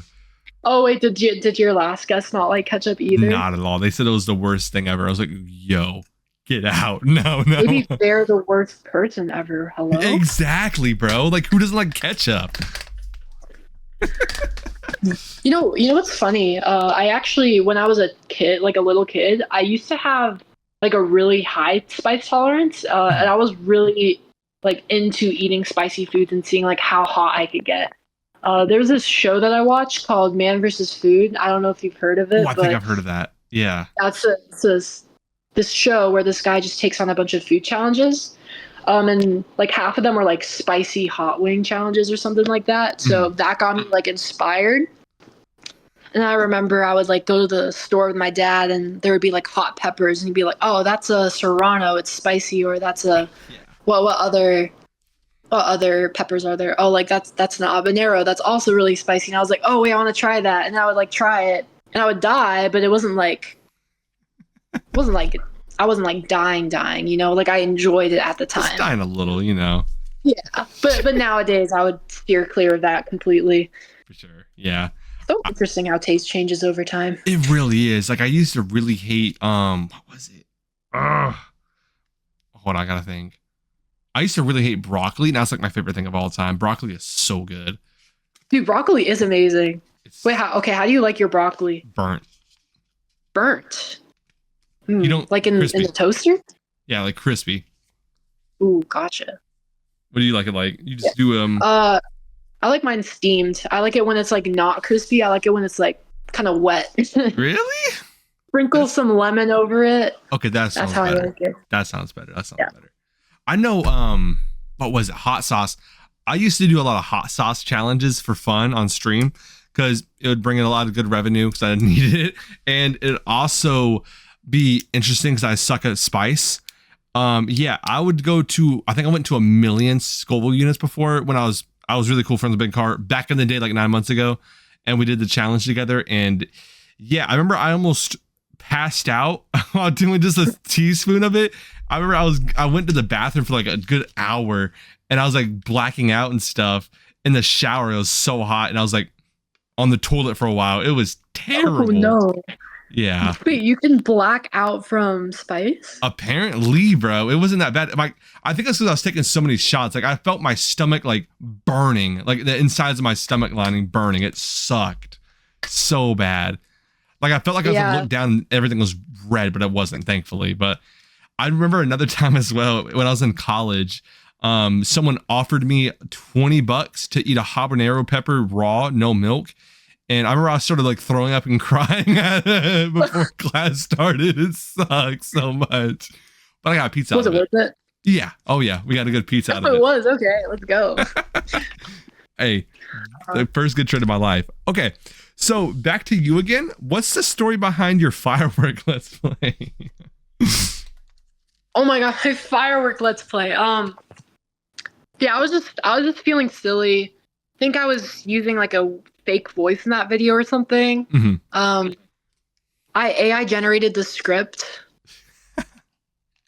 I don't know if people could tell that, but I tried to portray that a little bit through like my exaggerated tone and weird voice that I was using. I don't know. That was just another one of those comedic genius ideas that I had, man. Like, I don't know where they come from, but they happen. Heck yeah. I watched that. I was like, what in that? Like, I was looking through the Nswish archive. I was like, what in the hell is firework let's play? And I saw you just talking casually, like 80%. Okay, we're getting somewhere. I was like, bro, what? Yeah. This crazy stuff. Okay, so we're going to play. I finally beat the firework demon. I think I said something like that. Oh, that is ridiculous. Okay, we're gonna play another game real quick. I'm gonna have you blind rank these 5 levels.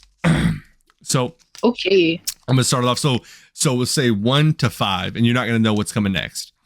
So I'm gonna start off with the golden.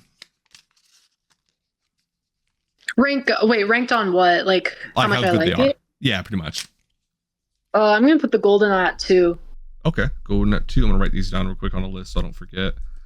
Wait, so now that I've put the golden at 2, I can't put anything else at 2? Nope, you can't move anything around now. This is blind ranking. Gotcha. So, okay. Eternal moment. Eternal moment, 3. 3, okay.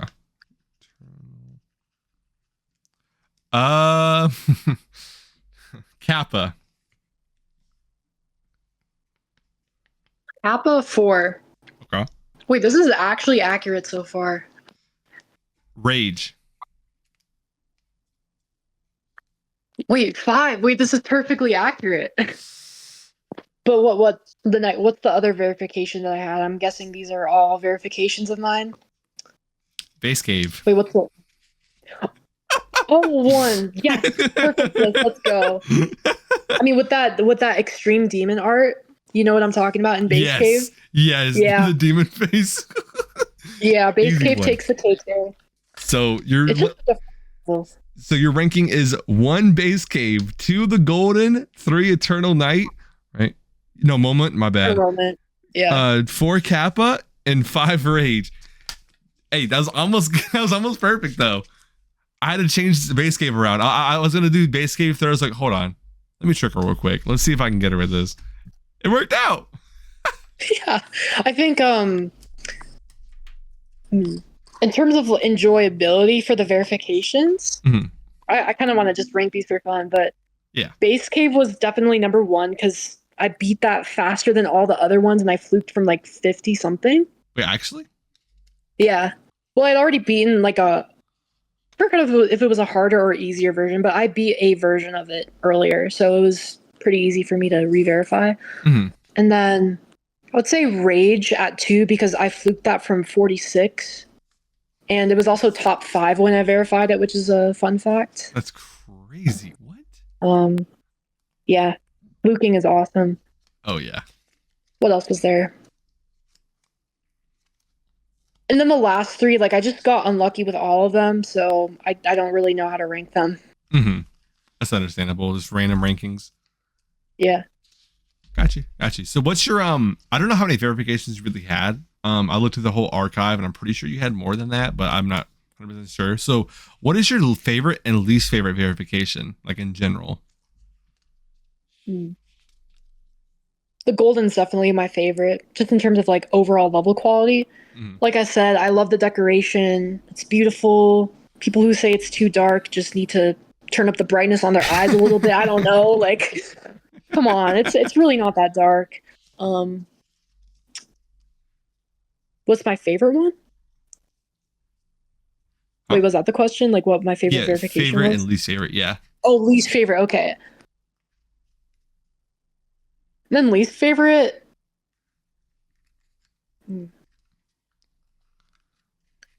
There's this level called Quarantine that I verified during quarantine. Never got rated. It wasn't that enjoyable for me because it was a pretty easy extreme. And yeah, I just like never thought about it afterwards. Okay. I think most people don't even know what it is. Yeah, I never even heard of that. Okay. That's some ball knowledge right there. Okay. Dang. So here's another question. I don't know if you're gonna have a real answer for, but if you were to transfer your skill to any other game or sport, what would it be and why? Oh, it has to be a game or a sport? That makes it tough.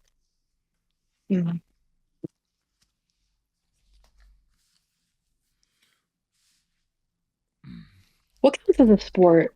I'm curious. Sorry? Oh, I asked what counts as a sport. Like basketball, soccer, all that kind of stuff. So just like physical stuff? Yeah. What were you thinking of? And I can classify it as it or not. If you think of something. Well, okay. I guess you said game, so I guess that's. I didn't know if you meant like esports or stuff like chess too, but I mean that's a game. Yeah, that is game. Wait, I forgot. Wait, those are all games. Yeah. You're good. You're good. Don't worry.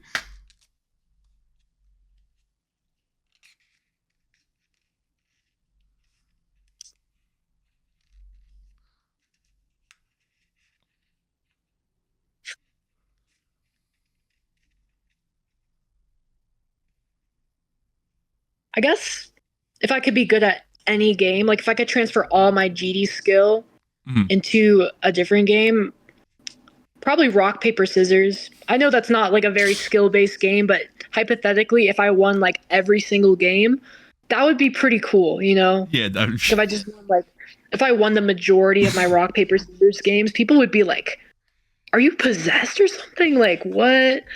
Like that would be pretty cool. You could abuse that.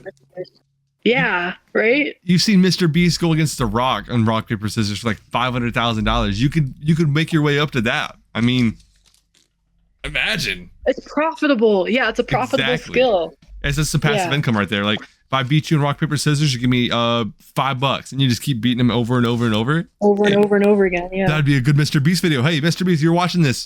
Hit her up. Wait, you don't have that skill. Hey, looks like you have that skill. Mr. Beast, you heard that right? She has that skill. Hit her up real quick. Wait, do you want to test it real quick with a quick game of rock, paper, scissors? Okay, on shoot. Okay. Rock, paper, scissors, shoot. Wait. I can't see your hand. Wait, oh, sorry, I didn't show. I did do rock. I swear I didn't cheat. Okay, best out of 3. Rock, paper, scissors, shoot. You saw that I was going to do rock. I had no idea. Because I can do this and go like that. You never know. Oh, true. Okay, I'll look away. I'll close my eyes one more time. All right, here you go. Wait. Wait, okay, yeah, wait, let's close our eyes. Wait. Yeah. People, everyone watching, if you see one of those cheat, comment it, please. All right, here we go. Rock, paper, scissors, shoot. All right, open. Dude.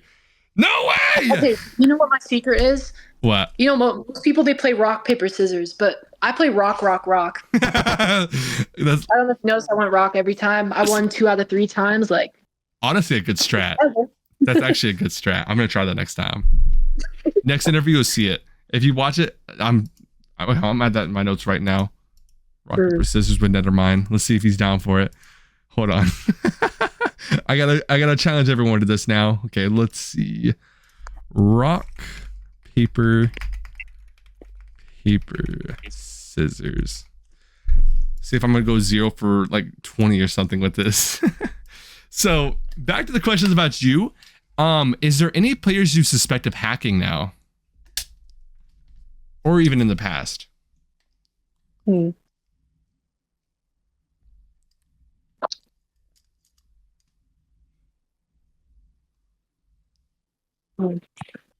can't think of anyone specifically in the past, but whenever there was someone who would like upload the completion without clicks, like that was always suspicious to me.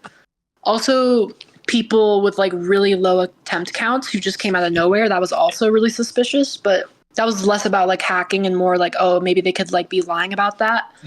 But in terms of today's top players, I don't think I'm qualified to speak on that. I don't really have any suspicions personally. I don't know if I'm like good enough to suss anything out like that. I feel that. Me too. I can't think of anyone that I can think of that seems suspicious at all. Everyone seems to be kind of like, I don't think anyone would actually try it anymore since space got exposed. The demon list is so compact now. Okay, so I got 2 more questions for you. Is there anyone else you would like to see on the podcast in particular? Ooh, anyone that I would like to see on the podcast.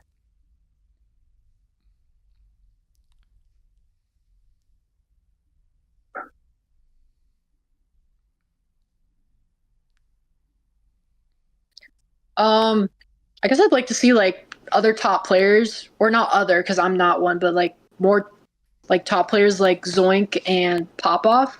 I really enjoyed watching like Popoff's Secret Way interview.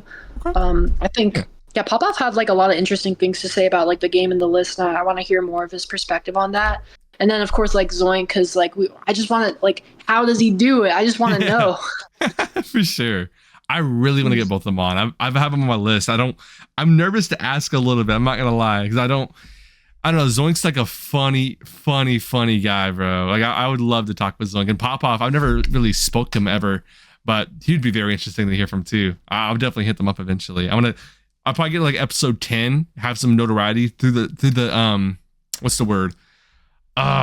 Credibility first, and then I'll hit them up, because I don't want to like just a random person hitting them up like, hey, want to do an interview? They just don't know who the hell I am. You know, that'd be like, there'd be a better chance of them saying no. So I want to at least build up, and then I got you. I'll send you the like one. Once you get your channel going a little bit more, you get bigger, hit them up, be like, yo, interview. Yeah, you want to do one? That would be great. Let's run the ones. Like, that'd be freaking awesome though. That's some good picks. So also, I have one more question for you. I like asking everybody. Is there any advice you'd want to give to anybody out there, or everybody out there? Sorry. Any advice I'd want to give to people out there?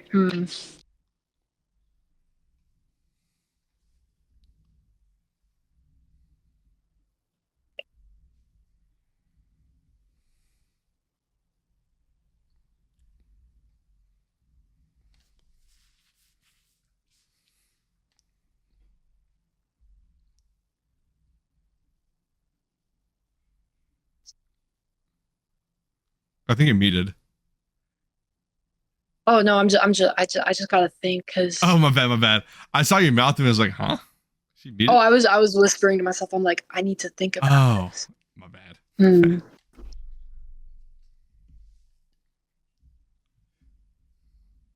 I guess some advice I'd have. I guess I'm just like, this is just advice I'd give to myself, but I think it could apply to anyone. It's like, try not to lose sight of who you are and what you care about in life and your values. Like, even when times get really hard and it can be hard to like access those parts of you that make you want to like continue living, like those do exist, and you just gotta like try your best to remind yourself about that, even when it's hard. Yeah, that's the advice that I have. That's really good advice though. That's really good advice. And then I guess like for the game, if people are interested in that too. Dude, I've been learning levels like with no clip, and it's so much more satisfying and efficient, at least for me. Just being able to learn like more clicks at once instead of just like dying over and over again and like trying to like brute force it. Yeah, no clip it's also like more chill, because you don't really care if you die. You're just like, it's a lower stress way of learning things, and you can also learn more at once. So yeah, try that out. See if you like it. If you don't, like, that's fine. I don't think it's for everyone, but yeah, that's what I say. It's good advice right there. Yeah, no clip is so fun to play with, bro. Like, I can't learn without it now. It's like an addiction. But awesome. I appreciate your time, and thank you for joining the podcast, bro.